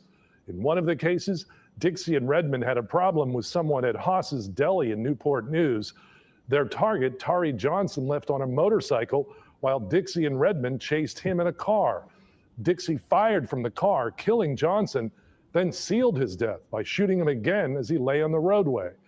In March 2023, a federal grand jury returned a 20-count indictment against Dixie, Redmond, and Brown. They were convicted at trial last June and earlier this month sentenced. Dixie got 5 consecutive life sentences plus 30 years. Redmond and Brown. 5 consecutive life sentences plus 30 years. Damn.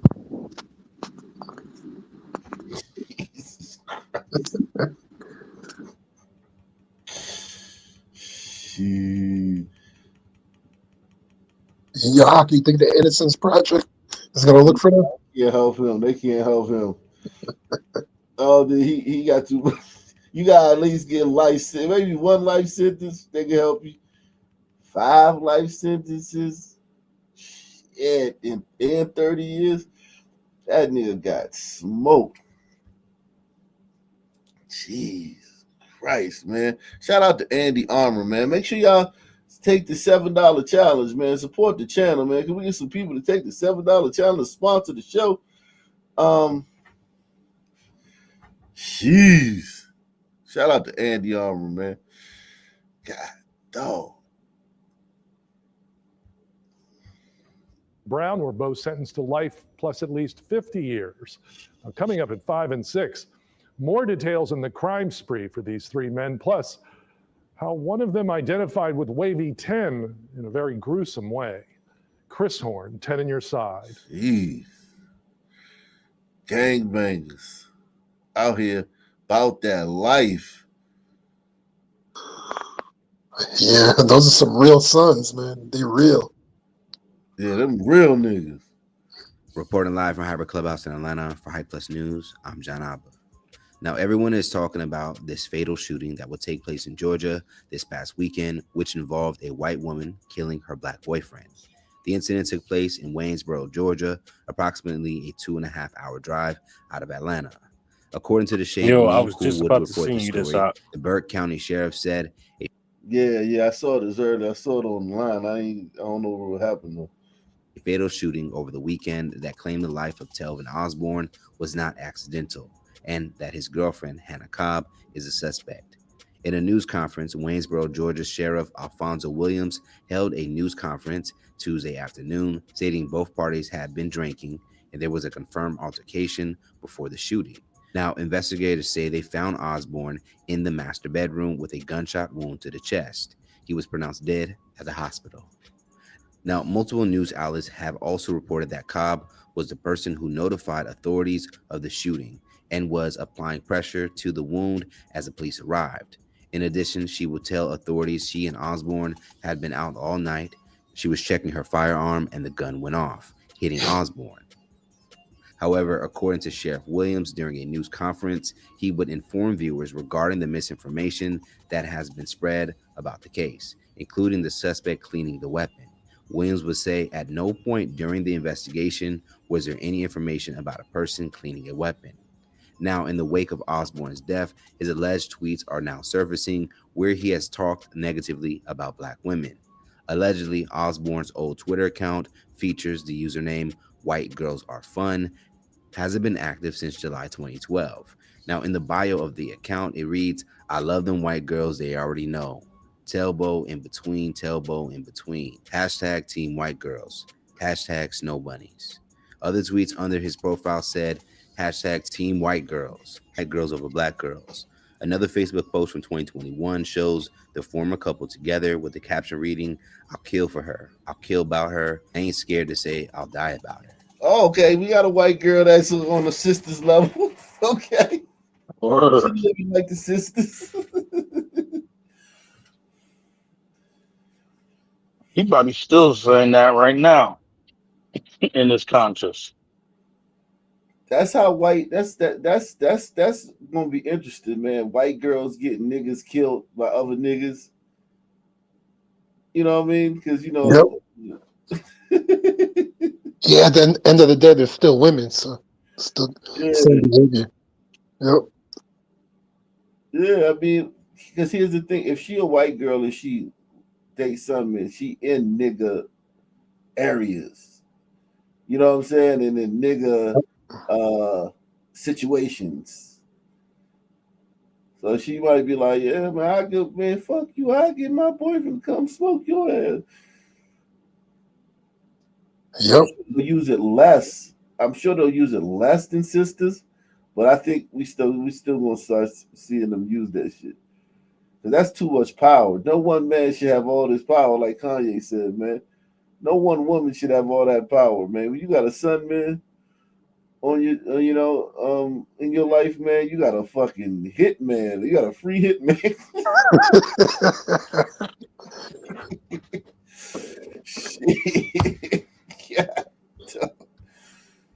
Now, there was also alleged message that he would release on his Facebook, which would say, I'll F a dog before I F a black bee. It gotta be a white dog, though. Now, after this new F a dog before I F a... Damn.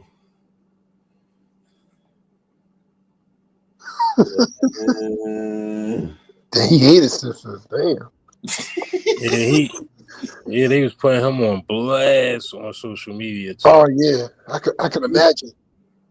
Oh yeah, they're not gonna protest for this one.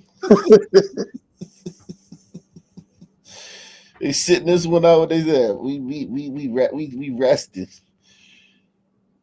Yeah, it was like Snow Bunny sent you up. Yeah. Upper room. Tevin Tremaine D Lakes. That's his name. Which one is his name? Tailbow Racker. Which one is his name? Oh yeah, Tailbow Racker. Yeah, that's something right there. Black bee. It gotta be a white dog, though.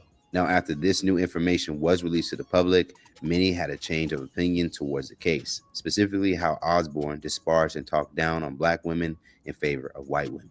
One of Osborne's cousins would advocate for justice in this case because it took some time for Cobb to be arrested. Before she was charged, Osborne's cousin would tweet, my cousin's girlfriend Hannah Cobb killed him Sunday morning and is claiming that she got drunk at the club and came home to clean her gun at 5 a.m. and it accidentally went off. Her dad is a cop and currently she has not been charged. The Burke County Sheriff has already been warned that it's about to get very real down there. My family is too deep in that area for this to be taken lightly. Rest in heaven, Telvin. We got to get justice one way or another. His cousin would follow up that message with another, acknowledging he doesn't support his cousin's past tweets. Now, Cobb would finally be arrested Tuesday on a charge of felony involuntary manslaughter and booked into the Burke County Jail, according to authorities. And for the record, I don't agree with any of his views, and in this instance, he's just my cuz that was offed. All that berating black women stuff is not something I agree with. It looks like even the cousin's tweets wasn't enough to muster up sympathy after most learned Osborne's thoughts on black women and his preference for white women. Many black social media users would jokingly agree to stay out of the news story as it has nothing to do with them. One social media user would write, rest in preference. Another user would jokingly add, well, he definitely died about her. By her. One more user on social media would send a message to other black users writing, skin folk, stay out of this one. We not riding at dawn. Finally, one more user would simply say, happy Black History Month. This is none of our business. So what do you guys think about the situation and Telvin Osborne's former tweets talking negatively about Black women? Let us know in the comments below. Plus, stay up to date for the latest news in comedy, culture, and sports. Man, let's see what they saying. These sons saying on social media, man. Shout out to Barry B, man. Barry B once again, man. Shout out to Barry B in the building, man. Shout out to Deluxe 247, aka Calvin, aka the real VP, coming through once again.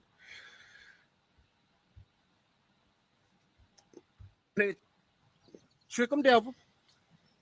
Trick 'em, devil. Don't play at me. Don't do that. Y'all go find something safe to do. Go find something safe to do. Since everybody felt so hit by the black bitch poke, go play with your mama. Go play with your daughters. That shit said y'all took that post and ran with it the way y'all ran with it. Talking about he don't like black people. Man, y'all bitches sound so stupid. Y'all some illiterate, dumbass black people. Y'all some dumbass niggas. Y'all ain't even black people. Y'all some dumbass niggas. Dumbass niggas. All of us on the post laughing. We country niggas. We know what the fuck we laughing at. That's why mama always say, mind your fucking business. Mind your motherfucking business. Y'all want to go viral for the wrong shit. You want to go viral? Y'all want to be famous? I'll make your ass famous.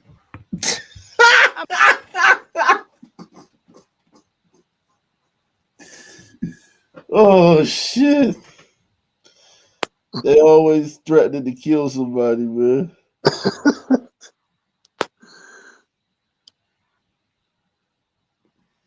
Crazy, man. Can't help it, man. It's in our blood, man. Right one. Yeah. Y'all want to go viral for the wrong shit. You want to go viral? Y'all want to be famous? I'll make your ass famous. I'll make your ass famous. Because you fucking with the right one. I've been all out since he was living, and goddamn when he gone, I'm still gonna rock out battle. You fucking right. You fucking right. Damn right, that's my brother. Right, wrong, I'ma ride. What? Who gonna do something? Who gonna do something? White girl. She did something, man. Who gonna tell this dude, man? The white girl already handled that shit, man. White girl, he acting like the white girl slapped him or something. White girl put his ass and sent his ass to the upper room, homie. Your Aka and Nick Tav on the back. Oh man. He acting like his cousin got slapped. Oh, he's the cousin? Yeah, the brother, whoever the fuck he is, brother, cousin, he family member. I don't know who the fuck he is. He could be a homie just saying that shit. What's going on, Nick Tav? Vice President, man. Yo, it's bragging everyone. What's going on? Ain't nothing, man. What's happening? Man, same old shit. It's a different toilet, man. What you think about this case, man? You think the son man you think what you think about this son man got murked by his white girlfriend? I just saw that shit on. I saw the headline on X. I didn't even really dig into it, but I assume he probably was, physically assaulting her. Probably was talking down to her, just being like a piece of shit son man, bro. He probably. I'm just gonna say, I'm gonna bet money that he deserved every bully he got in his ass. Damn. Yeah, fuck that nigga. Respectfully, of course. What you think about the cousin, man, or the brother, whoever the fuck this That's is? him right here. Yeah, this is a family member. I mean, look, bro. You talking all that shit, but you know, main man in the dirt, bro. Are you gonna slide or? I mean, you can. It's easy to hop on the socials and make a little video, sound cool with that tight ass magnum on that's on your head, that tight ass condom on the top of your head. Or are you gonna go slide for little cuz though? Yeah, but it's only one person to slide on, the girl, man. He You talking about can't. sliding on people who saying negative stuff in the comment section. You want to slide on them, but you don't want to go slide on that little white bitch that cooked your little cuz. Put some hot things right in it, all in his chest, bro. Why you ain't sliding about that, bro? Fuck wrong with these niggas, bro? Fuck this nigga, man. Fuck your cuz, bro. That's how Probably was another abusive son, man, bro. He was probably gonna make her a single mom anyway. So Shit.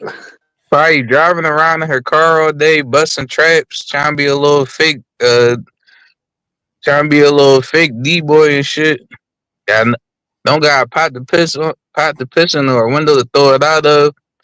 Probably think he really wanted one of them niggas. How you doing living off a bitch, bro? Just another nigga living off a bitch, bro.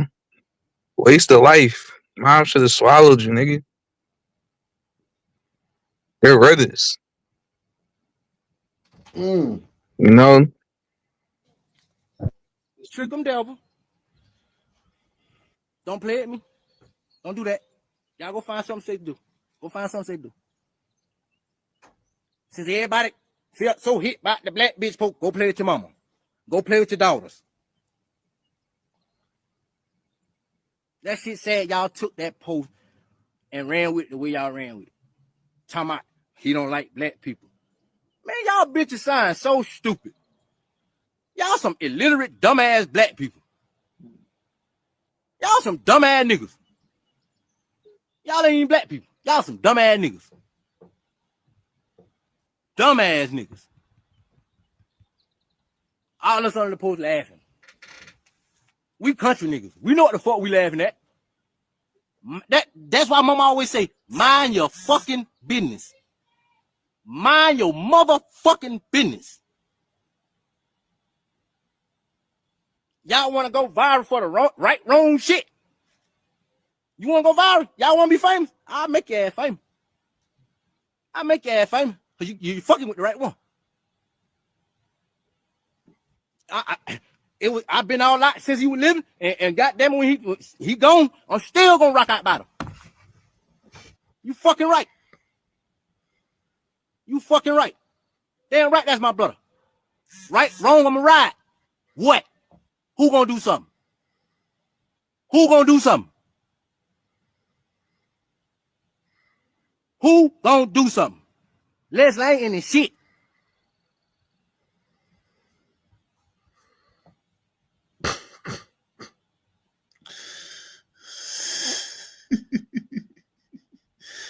Oh my God. Oh my God. Did you hear about the man in Georgia who was shot and killed by his girlfriend, yet she wasn't arrested because she said it was just an accident? At 5:45 on Sunday morning, the police were called to the home of Telvin Osborne, also known as Telbo Rackins, in Midville, Georgia. When police arrived, they found Telbo deceased from a single gunshot wound to the chest, and his girlfriend, Hannah Grace Cobb, admitted to shooting him. 28-year-old Hannah Grace Cobb is the mother of Telbo's 2 children, and police say she's fully cooperating with the investigation. Yet Telbo's family says, why is there investigation? She should be in jail. More details emerged, and it turns out that hours before Telbo was killed, the two had went out dancing at the club. And when they returned home, she was reportedly drunk, and she took out a weapon, began cleaning it, and claimed that the weapon misfired, shooting him in the chest. But nobody believes that. Most of all, his family, who have questions that nobody has been able to answer. Telbo's brother, Roderick Osborne Williams, questioned, why wasn't the gun on safety while you were cleaning it? And who parties goes home with their significant other, and immediately starts to clean a gun in the middle of the night. Roderick believes this is a cover-up, and Hannah Grace is about to get away with murder. Researchers actually found footage on Talbot's Instagram story from hours before the killing, and it shows Hannah dancing wildly at the club and pointing up the gun sign at Talbot while he's filming. Here you can see Hannah dancing in the club and pointing the gun symbol at Talbot while he's filming. The camera seems to linger on these girls a little bit too long, and watch Hannah's face. She's giving him the best. But he don't like black girls though. So why she's still jealous? He doesn't. That's crazy. Women are crazy. He done went on social media and like literally just forfeited his black card. Like literally, he put himself on the fucking Sambo train, and she's still jealous of black girls. That's crazy. You can't do nothing. You can't win with women, man. I told you I'd rather fuck a dog than fuck a black chick on social media. You still fucking give me hell about black women, bitch. Get crazy, man. Here you can see Hannah dancing in the club and pointing the gun symbol at Talbot while he's filming. The camera seems to linger on these Bro, girls everybody does it. and watch Hannah's face. She's giving him the death stare. Here she goes again. Neighbors who know the couple say that Hannah has always been extremely possessive and controlling of Talbot, and they believe she is capable of hurting him intentionally. Do you think Hannah shot Talbot by accident, or is there some kind of police cover-up? Leave a comment to let me know. I'm Tierka with the T. Follow for more. That white woman is innocent. Yeah, man, she ain't do nothing. It says Talbot Rackins and the killer Cobb. Just look at the company he kept. Negro was notorious for talking shit about black women. Okay, so these is his homeboys. Okay, there's some homeboys you knew or whatever.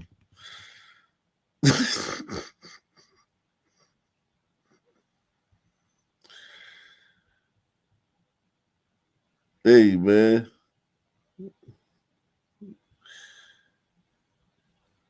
He died doing what he loved, man. How about that? That nigga was non-FBA too.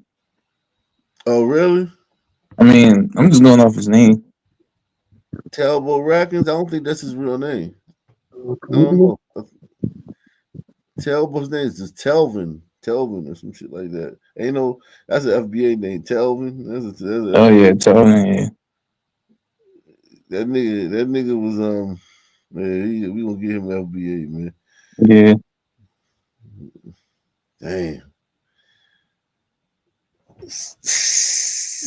This not gonna stop NBA players and NFL players from dating white women. So I don't know why the sisters getting mad. Nobody. This ain't gonna stop nobody, man. It's just one, man. We got a bunch of stories of sisters killing niggas too. So this ain't gonna stop nothing. Man, all them athlete niggas, that shit ain't changing nothing about the procedure, bro. Yeah, they love playing in the snow. Yeah. You need a white girl to go to the galas with you, man. You can't show up like I bet you show up with a sister, man, in some of these places. Niggas probably look at you crazy. Not like they gonna just like on like double take. Like you walk in the room with a sister, especially if she look like a sister.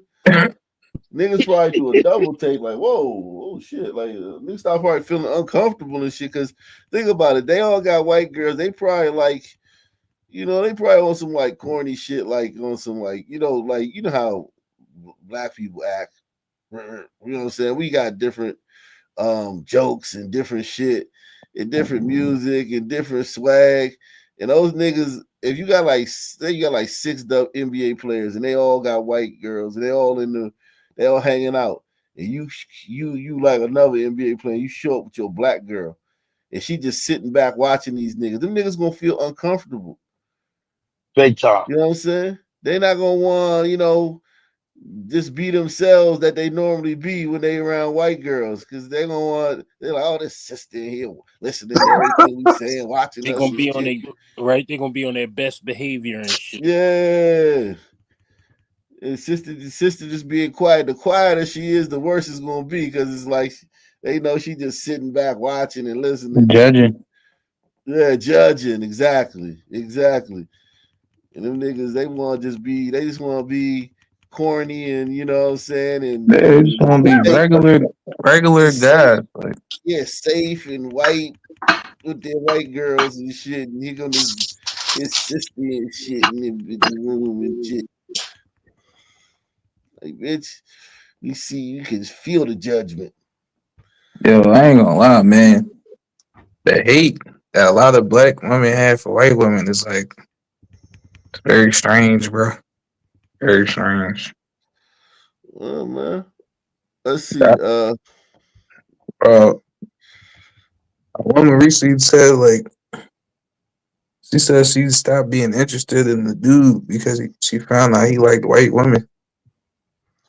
Yeah, because she knows she can't compete. Because here's the thing, too. If you like white women, right, that means that, like, she insecure. It's all women are like that, though. Like, if you like, Yeah. I mean, yeah, women are like that in general. Yeah, like you know what I'm saying. So it's like she know that if she could lose you to a white woman. So now every time a white woman come around, a pretty white woman come around, she gonna be insecure. It's gonna be like that, you know. Yeah, sure. She don't want to do that. She don't want to go through that. She don't want to go through like that. And this nigga like white girls.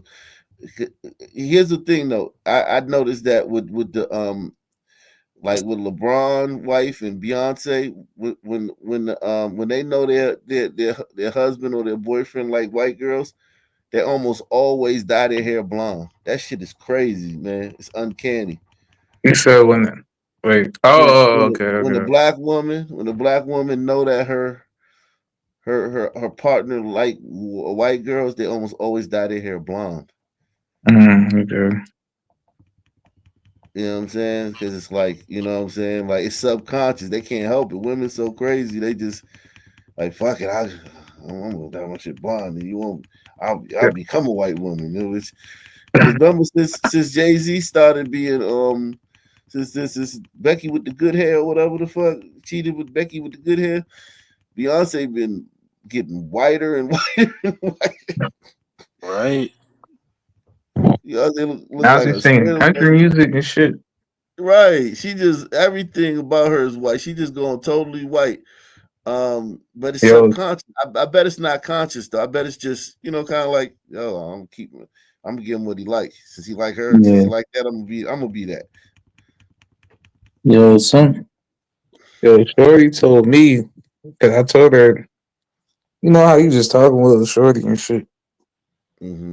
And she was like, what kind of girl you like? Like, who is your crush? And I was like, I said Megan Fox and Transformers when I was a young boy. She was like, what? You like white girls? So I'm like, yeah, nigga. She was like, how could you sleep with the oppressor? Like, they the reason black people fucked up now. How could you like that? My God. He's I giving could me a never headache already.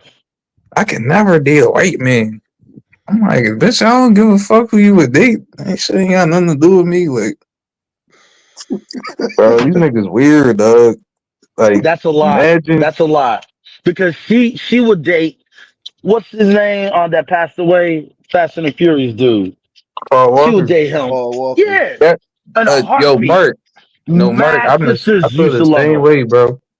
Like, when black women say they wouldn't date any white man, I don't believe that shit at all, dog. Yeah, they'd be the first one to do it. They would be Once flattered. I say Paul Walker, they'd be like, "Well, he's different." I'm like, "Yeah, right."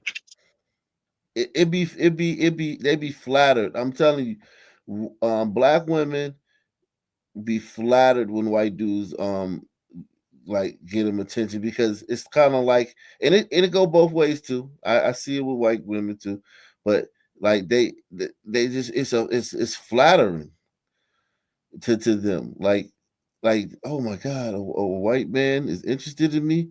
I've never they're gonna at least entertain it. They're gonna at least entertain it, and it don't even gotta be John B type white dude. It could be like a corny type white, like a white dude, a literal white man, and they'll entertain that shit, especially if like the white dude is like nice and shit, and he ain't like you know what I'm saying? Like he if he just play his cards right, he got game and shit. Man, it's a slam dunk. And don't let them get pregnant. They ain't having no abortion. If she get pregnant by a white dude, she keeping it. My baby gonna Yeah, have you ain't good hair. getting rid of that good hair. Nah, that good is. I don't think a black woman has ever had an abortion. Yo, that's a good point. Oh shit. Damn, I didn't realize that. My baby gonna have good hair and pretty eyes. Yeah. Oh yeah. Ain't You got a nothing good getting point rid of there. that. If they get pregnant, and listen, the brat and them, they just had a baby. They you know the brat, she used white sperm. Oh wow.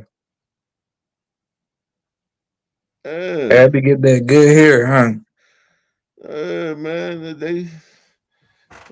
man. I don't think a black woman has never had an abortion when she got pregnant by a white man. Yeah, I Never don't. in the history of the world. I don't like the super. I'm keeping my coochie for my people. Shit, like I don't believe that shit, bro. I always say the right man. You know, try to talk to you at the right time. Like you gonna go, bitch. You gonna go. I don't give a fuck who it is, bro. The same thing with a white girl. Man, white girl. I'm in a town full of white girls, man. Ain't nothing but white girls up here, man. I be seeing them Jones with like some crazy looking like some bow ass niggas and shit. Like they be with some what would you call it? Like herb? I don't know what y'all call it in Philly, like herbs or bamas or whatever the fuck they call it. Like So like a dirty looking nigga. nah, like turkey, like y'all call it turkeys, right? Oh, you talking about? Oh, okay. Yeah, but like, I'm not judging nobody, but I'm just saying like what people would call that. Right. Like white girls don't really like know, like you know what I'm saying, like like our sister know, like, I'm supposed to be with this dude popping, or this dude from such and such. This dude be around these motherfuckers, this motherfucker. You know what I'm saying? Like a lot He's of from white girls don't know Missouri. that. Yeah, they don't know that. They just, you know what I'm saying? He's just like it's a black guy. He's cool. The black guys are cool. Exactly. They don't know. They just Yeah, they don't know it's like levels to this shit for real. Like you think it's a nigga, so you like, yeah, I got a cool black guy, but we look at him like that nigga corny as shit, bro. Yeah, that nigga a buster, man. Them niggas so and so shot at them niggas, and them niggas ain't even bust back. Like Yeah. white girl don't care about nothing like that. Yeah. Like, yeah, that's any you got with any nigga for real. Like you just got any nigga. And yo, I put a funny. Well, I don't think it's funny, but it kind of caught my attention. I put a link in the chat. In the back, it talks about the preferences of like black and white men. You know how the differences in body types and why black men like asses. Shit kind of caught my attention. It was kind of funny. Send me that bull. Yeah, another ass bull. You got the another ass bull. Like you ain't got any bull. Another ass nigga. Yeah, that's what they call him. Yeah, nut ass nigga.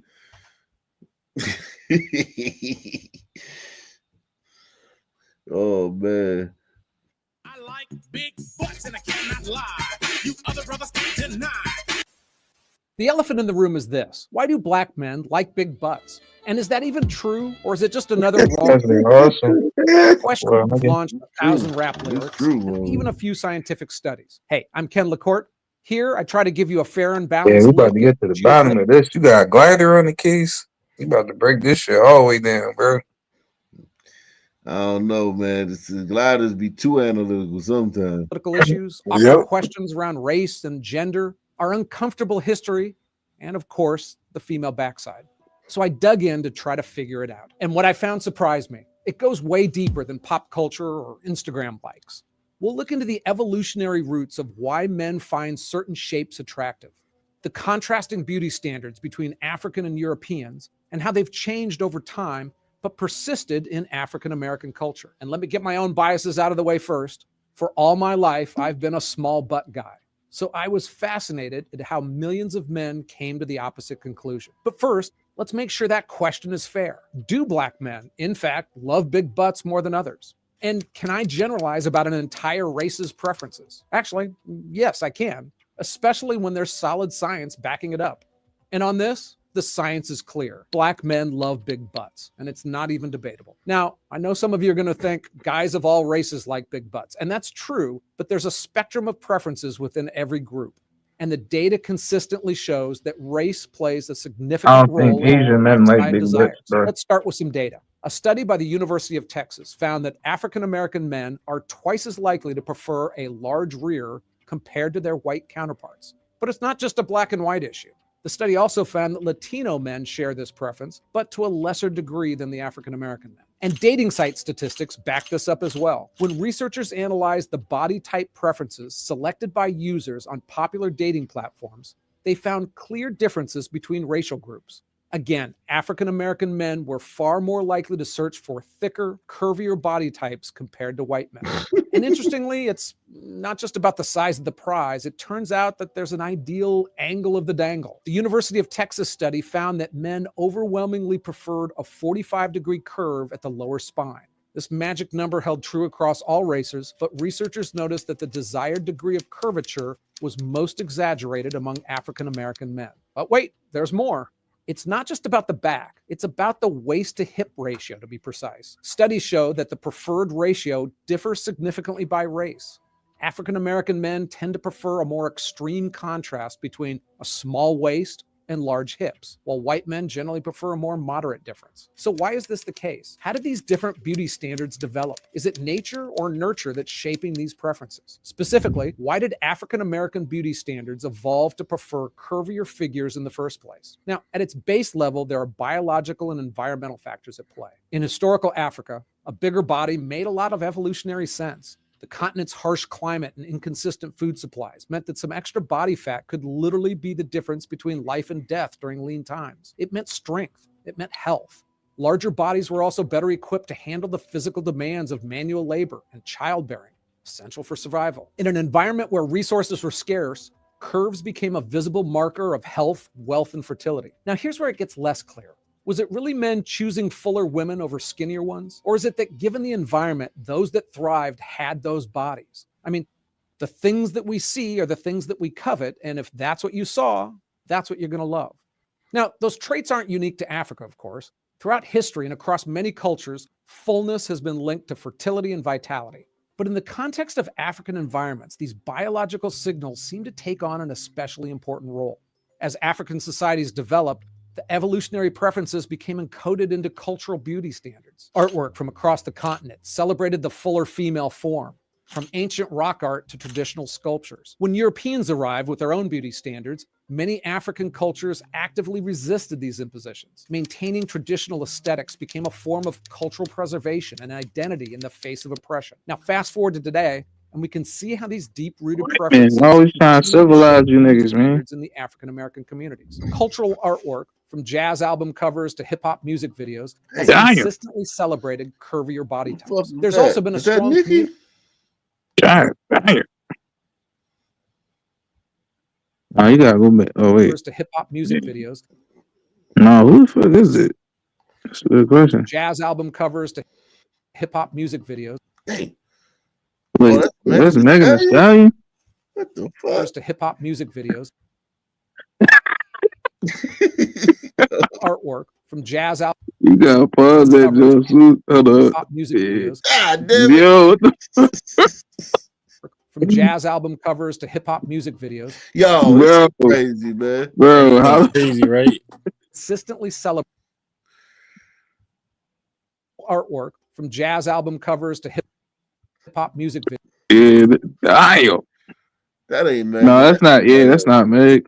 That's Meg, like Meg, got more body. Like she's bigger. yeah. I mean, Meg got some cakes too. God damn. Nah, Meg got some. She got this shit clappy. Is that Black China? Is it? Nah. Nah, No. that ain't Black with no. Black China got way bigger. Her joint way bigger. But it should look like more It's natural. I consistently think it's natural. celebrated curvier body types. There's also been a strong community emphasis on resisting mainstream beauty standards that are often rooted in European ideals. For That's many, why skin bleaching is so big over there. This nigga don't know what he talking about. Skin bleaching is so big over there, man, in Africa, man. Yeah, I was talking to Chaotic about that shit, bro. I'm like, dog, y'all can't just blame everything on society, bro. Maybe a lot of these niggas are insecure. I'm not here to tell these insecure niggas that, it's society fault, nigga. I'm here to agree with you, bro. Yeah, you got low self-esteem, bro. Get that bleaching cream, that light skin, and feel good about yourself, dog. I ain't here to tell you black is beautiful, nigga.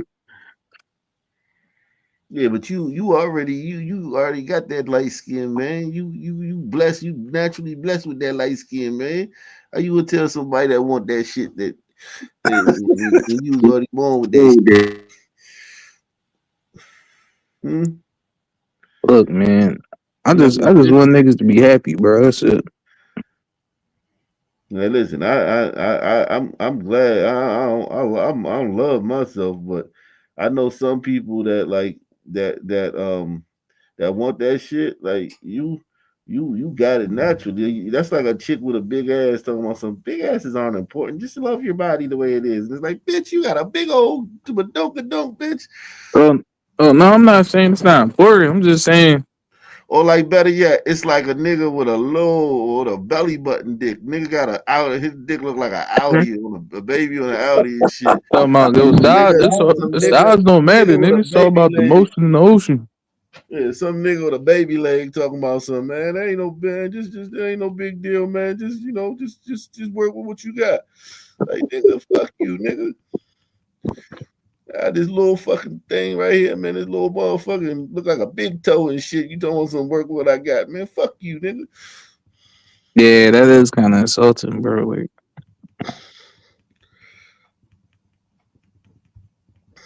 embracing fuller figures is a way of kind of honoring their cultural heritage and identity. So maybe the preference for larger body types among black men isn't just a superficial trend, but a result of thousands of years of evolutionary adaptation. You think it's a trend, bro? White preferences. Well, African beauty standards remain. I don't think liking big asses is a trend. Cause how some niggas would say like back in the day, in the videos, the bitches was like way thinner. They ain't had them like huge ass booties like they do now. But they had big butts for the time, though. All right, like those were the fat asses of that time. Yeah, they just skinny because everybody was skinny back then. Like everybody was smaller, but they were the big. Like if you look at like somebody like Chris Farley or John Candy or somebody like that, they not really fat like that. But back in the day, they was like obese and shit. Like it's like times have changed, man. People gotten bigger, portion sizes got bigger. People eat more fat and all that shit. So it's like when you look at the people back in the day and say, oh, they skinnier. Yeah, but what's a good one? Let me think of a What about vanity? You wasn't looking for vanity for her body. You was looking at her face.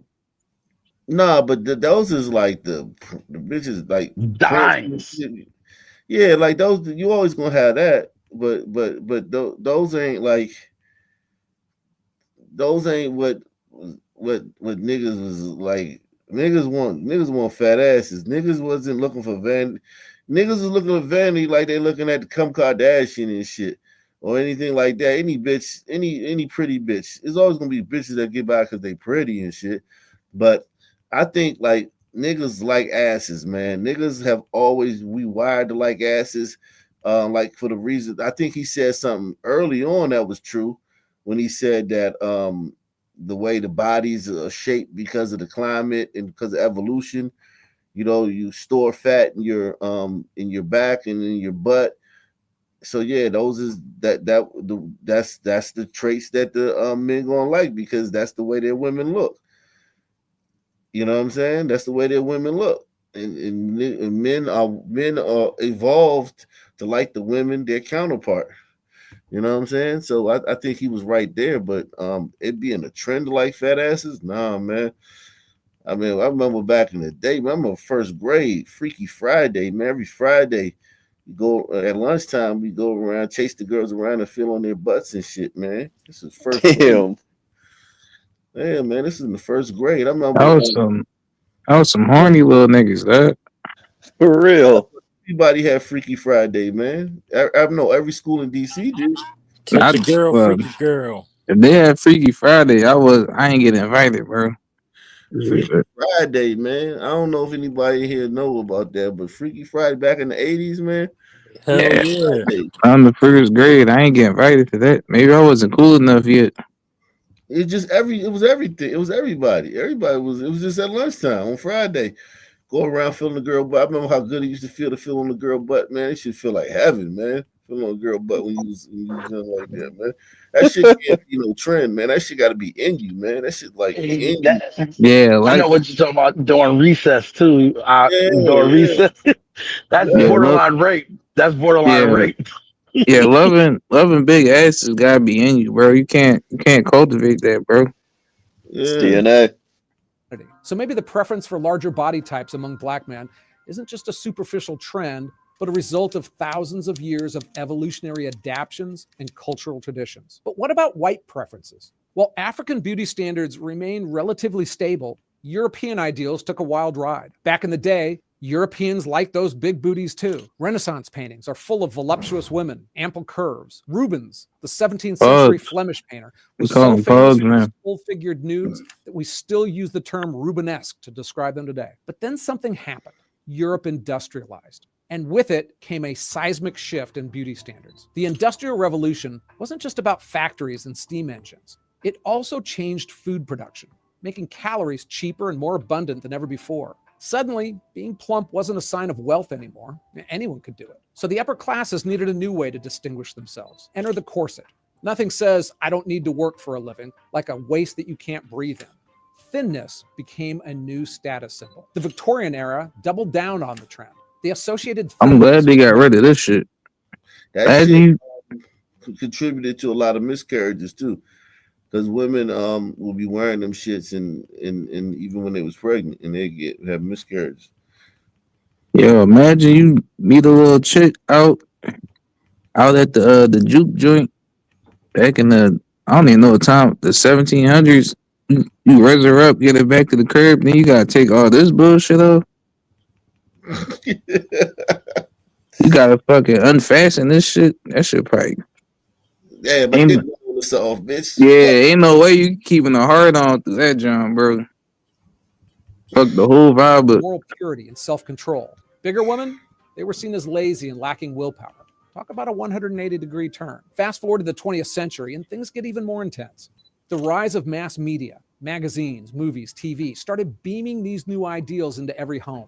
Fashion magazines pushed increasingly thin models. Hollywood starlets got skinnier. By the 1960s, we had Twiggy, literally named after a twig, as a top beauty icon. But here's the kicker. I don't know. That's not a top beauty icon to me, bro.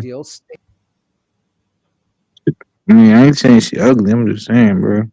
Like, maybe it's that angle right there. She look good here, but when she smiled. That was their shit. Like at that time, she became pop. It's just like she just was popping. Like she just got popping. Once you get popping, man, it really is just on from there, man. Look at the people we think is beautiful now. I mean, like there's a lot of people we think beautiful now. Yeah, it just lit. So you lit. You on fire. She was on fire, man. Yeah. 60s, we had Twiggy, literally named after a twig, as a top beauty icon. But here's the kicker. While European standards were changing, African beauty ideals stayed relatively stable.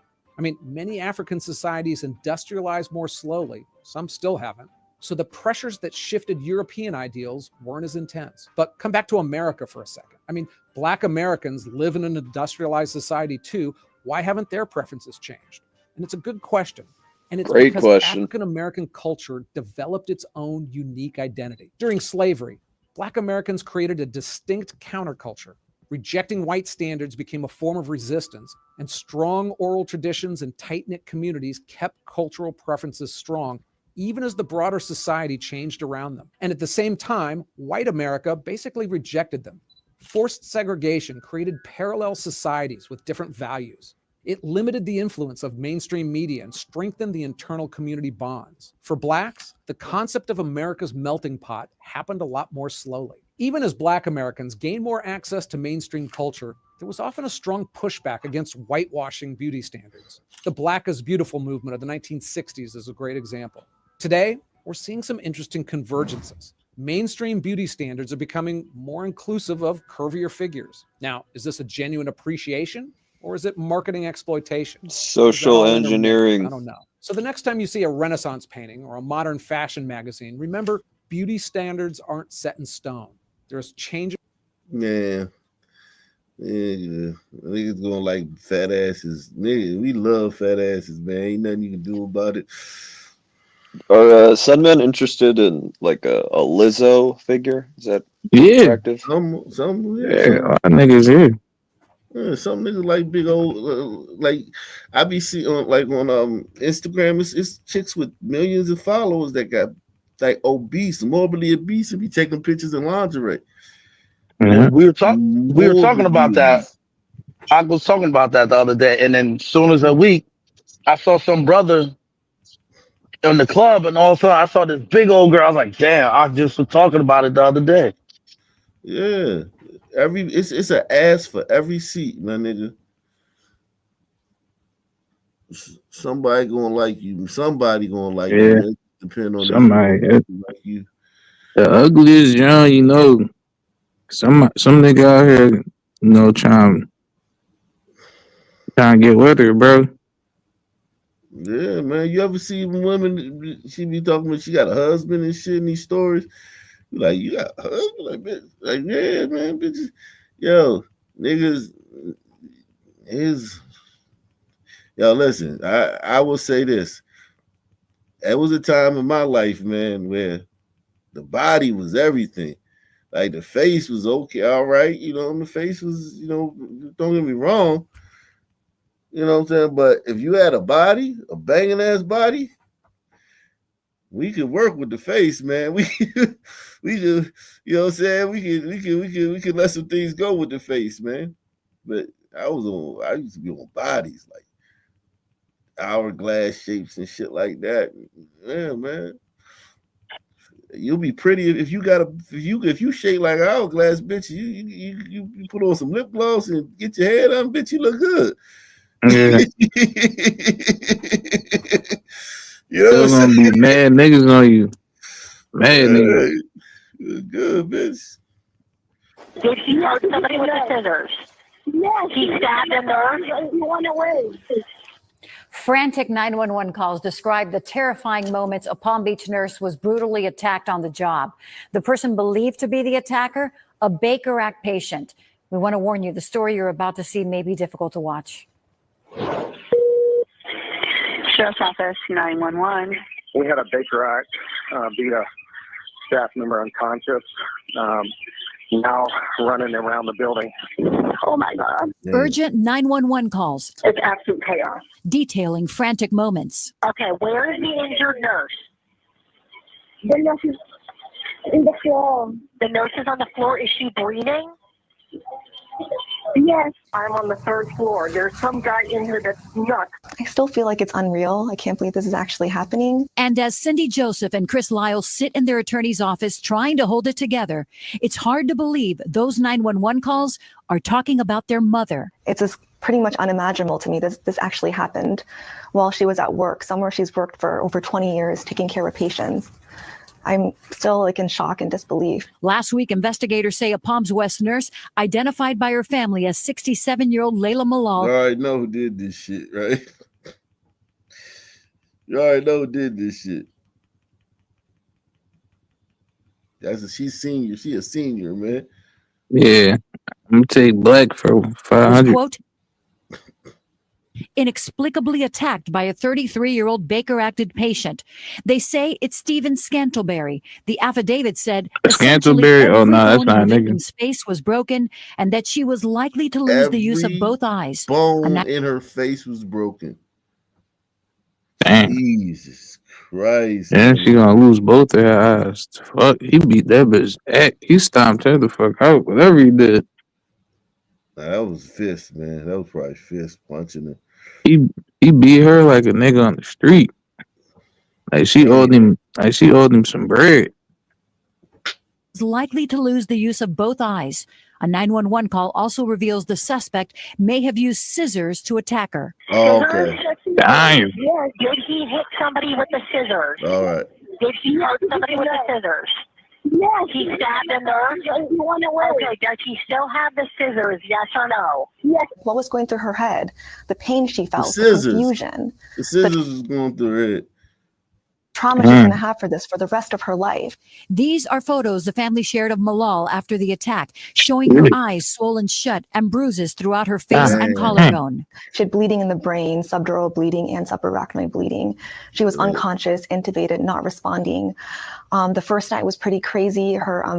She was very unstable. Now the siblings have questions, particularly over a 911 call involving a man who identified himself to dispatchers as the Palms West CEO and what he told dispatchers about the unconscious victim. You said they assaulted the employee until they passed out?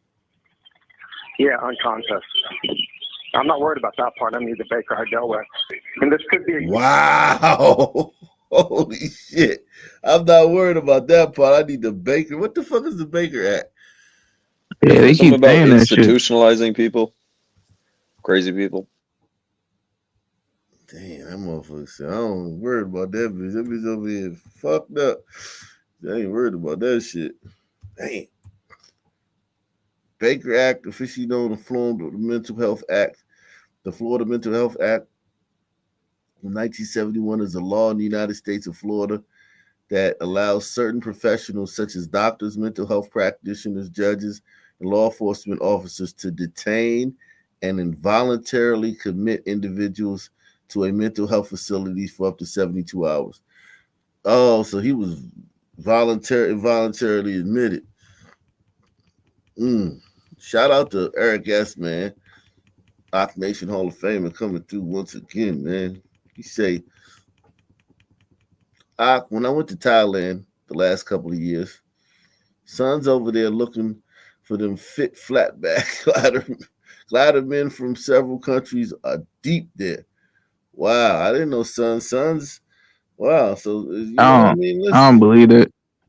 You trying to tell me them sons running around and they looking for bitches with no ass? Get the fuck out of here, that don't sound like any son man I know, bro. Yeah, man, where the flatback bitches at? Ain't no fucking son man ever said that in their life, bro. They want that, but bro, it's tiger women, bro. Yeah, that's that shit what gonna be rare. Exactly. So they it's not that they want flatbacks, they want tiger women more than they want big asses. Yes, Those yeah. are some men that They made the compromise, yeah. Yeah. The sun men that are out there, they're like, yeah, we ain't fuck these boon shikwas, bro. Yeah. Fuck them, man. Yeah, man.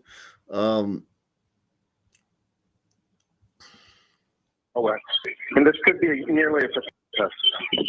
I'm not worried about that part. I need the Baker I dealt with. And this could be nearly a fatality. I couldn't imagine how heartless that was. How could they say that they didn't care about her, or they cared more about the Baker Act patient than their own nurse who's been there with them for 20 years? And then that comment at the end about how she's probably going to die, that really, really, really hurt me and really hit hard. Attorney Karen Terry is now representing the Loss family. They haven't yet filed suit, but Terry says she's looking at, quote, all avenues of recovery for the family, believing the hospital was negligent and had a, quote, reckless disregard for Loss safety. This absolutely could have been and should have been prevented on every level. We reached out to HCA Florida and Palms West for a response. A representative says she's working to answer questions over security, yet her children remain frustrated, angry, and fearful. I'm just so mad at the situation and sad. And my mom is everything to me. You know, she's my biggest supporter and always there for her, always there for me. I can't imagine my life without her. And this is not fair to her. She's 67 years old. She could have retired, you know, a long time ago, but she chose to be a nurse and to keep caring for patients. She loves her job. We have new information. Man. Dang.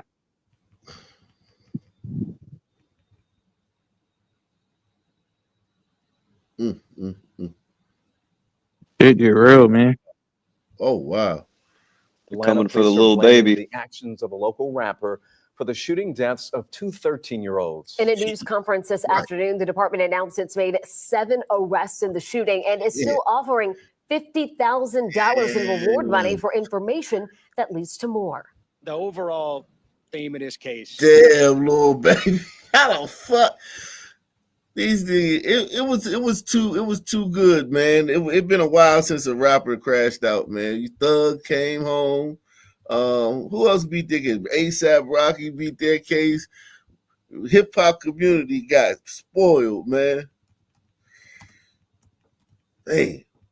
It was two 13-year-olds, right? I don't know. I seen it last night, but I didn't get a chance to look at it today. Wow.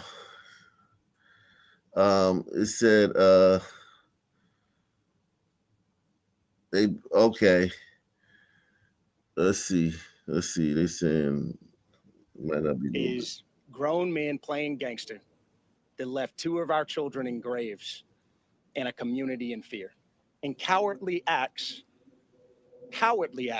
of an Atlanta-based rapper decided to go over into a rival gang stronghold and shoot a music video in a place that he knew he should not have been. Tonight, so they said, okay. So they saying he did that by instigated. Wait, he brought 2 13-year-olds with him? I don't know. We'll find out. We're gonna find out. Hold on. 11 Alive has confirmed rapper Lil Baby is named in arrest warrants in the shooting deaths of 13-year-olds Lamont Freeman and Jacody Davis. The shooting happened last summer in the Oakland City West End apartments on Peoples Street. Police described it as gang violence escalated by a Lil Baby music video shoot. Investigators say members of the Goodfellas gang orchestrated the attack from behind bars using a contraband cell phone. To listen to today's entire news conference, you can stream it on 11 Live Plus. So this happened a while ago, but they just now an investigation, I guess. I love it when Atlanta rapper Lil Baby to the murders. When sons try to pretend to be like the Italians, the mafia. I was entertained by that. Yeah, like when they drop it in the rap lyrics. They ain't got no kind of codes and no kind of rules, none of that shit. Just all we got. They just like the fedoras and the cigars, bro. That's it. Yeah, my name Gotti. That's it. And the money. That's all. Arrest warrant connects Atlanta rapper Lil Baby to the murders of 2 13-year-olds in the Oakland City neighborhood last summer. Atlanta police announced 7 arrests today in connection with the teen's deaths, along with the shooting of a 12-year-old. Atlanta News First Madeline Montgomery is live tonight outside Atlanta Police Headquarters. So Madeline, police believe this stemmed from an incident during a rap music video? That's right. And they wouldn't name the rapper in the news conference today, but they did name him in this arrest warrant, Dominique Jones, who goes by Lil Baby. And they say they are working around the clock until they can arrest him, too. Oh, shit. He got to experience about 30 minutes of being a teenager before his life was taken. Since July of last year, Atlanta police and the FBI have been seeking justice in the deaths of 13-year-olds Lamont Freeman and Jacody Davis. They're all celebrating a birthday party when gang violence and gun violence found its way to Spark Street. Davis's 12-year-old brother was shot and injured as well. 8 months later, 7 arrests have been made. God damn. Yeah, they were probably just hanging out looking at the video shoot. Yo, is this like are these thugs, or is this like the starting five in the bench for the Kentucky Wildcats this year? What's this, bro? I think it's the goddamn Georgia. This the D line, and these the linebackers, man, from Georgia, man. Oh, they Hey, suck man. right now. Jeez.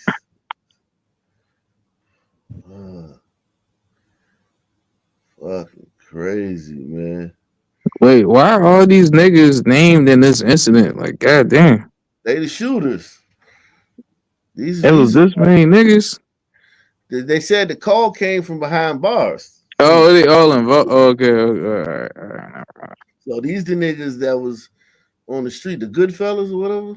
Goodfellas game. Mr. Sanders, Richard Hollis, Reginald Thomas. But there's one person police still want to That nigga, you. Cowardly acts of an Atlanta-based rapper that decided to go over into a rival gang stronghold and shoot a music video in a place that he knew he should not have been.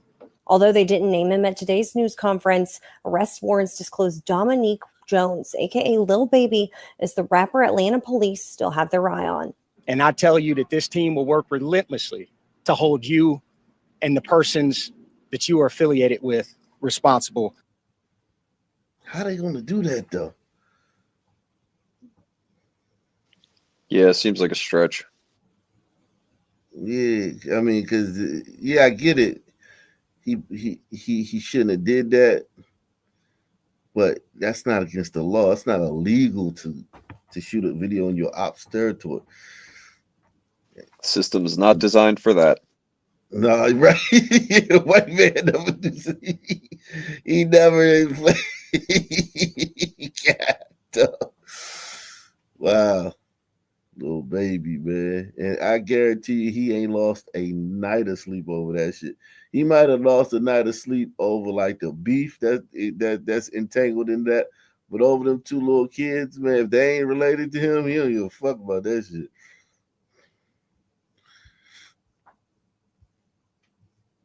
Yep. He went and bought 5-man purses as soon as that shit happened the next day, bro. To a developing story, Atlanta police are investigating after someone started shooting on the set of a music video. The shooting happened in This is the original story. Northwest part of the city, and it took place while rapper Lil Baby was close by. 11 Alive's Bobeth Yates is live for us from APD headquarters with more on this investigation. Bobeth, you know, if you hear a big rapper like Lil Baby shooting a video, it's going to be a big scene. That's exactly right. And the residents we spoke to this morning say they were so excited to see Grammy Award-winning Lil Baby. But they say that excitement really quickly turned into... That little thug got a Grammy. Yeah, little fucking goddamn thug a Grammy. That's crazy. Fear when what they believe was a drive-by shooting occurred. And now Atlanta PD is investigating. That happened. It was just too much for me. Residents in the Dixie Hills neighborhood say Tuesday's shooting on Verbranda Street that occurred on the set of a music video featuring popular Atlanta rapper Lil Baby has them on edge. We just heard pow, pow, pow, and that thing over, da da da da da da, and we grabbed the kids, and everybody was just. No, that might be real. Yeah. Maybe, I don't know. I'm trying to see. Yeah, it look real. It was a whole bunch of chaos. That patent level just shiny as a motherfucker, though. You never know, bro. Atlanta Police Department's Somebody tell me, you got any sneakerheads in the building? These real. Yeah, we need a I used to be a sneakerhead. huge sneakerhead, but the last 15 years of my life, I've kind of moved on. So what do you think? You think these are real?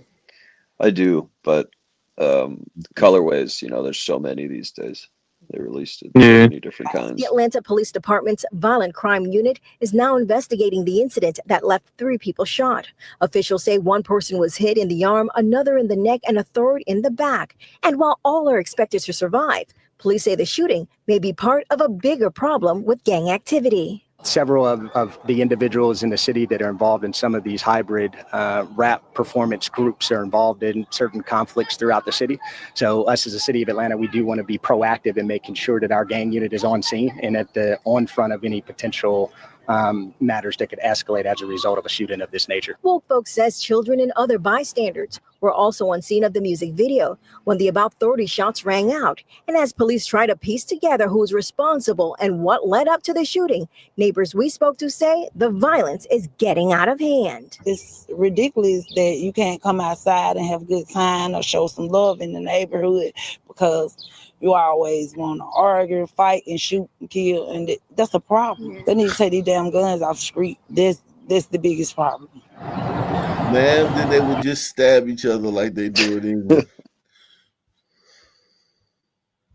Man, it's them goddamn guns, man. What's wrong with them guns? It's just such a shallow approach to the situation. Tell you, man. Them goddamn guns just out here shooting people and shit. Guns just running around, putting switches on themselves and just spraying everything.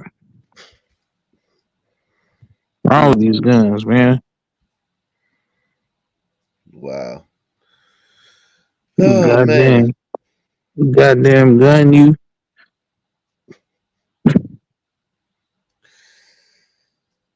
Any final thoughts, guys, man? Yeah, man. Yo, salute to everybody out here. Once again, salute to you, Ak, for having me on the platform. I appreciate it. Hope all these niggas die, go to hell where they belong. Trump, you know, now that he's in office, I hope he does something about these niggas. They need their own special schools for niggas. Like, you get to teach them how to pull up on ops, how to properly cook crack up, and how to you know, make your first mixtape. That's all these niggas good for. But have a good night, yo. Real quick on the big booty thing, I have to say that of all the Sun people I've met or known, I think that the big booty thing is like the largest common denominator.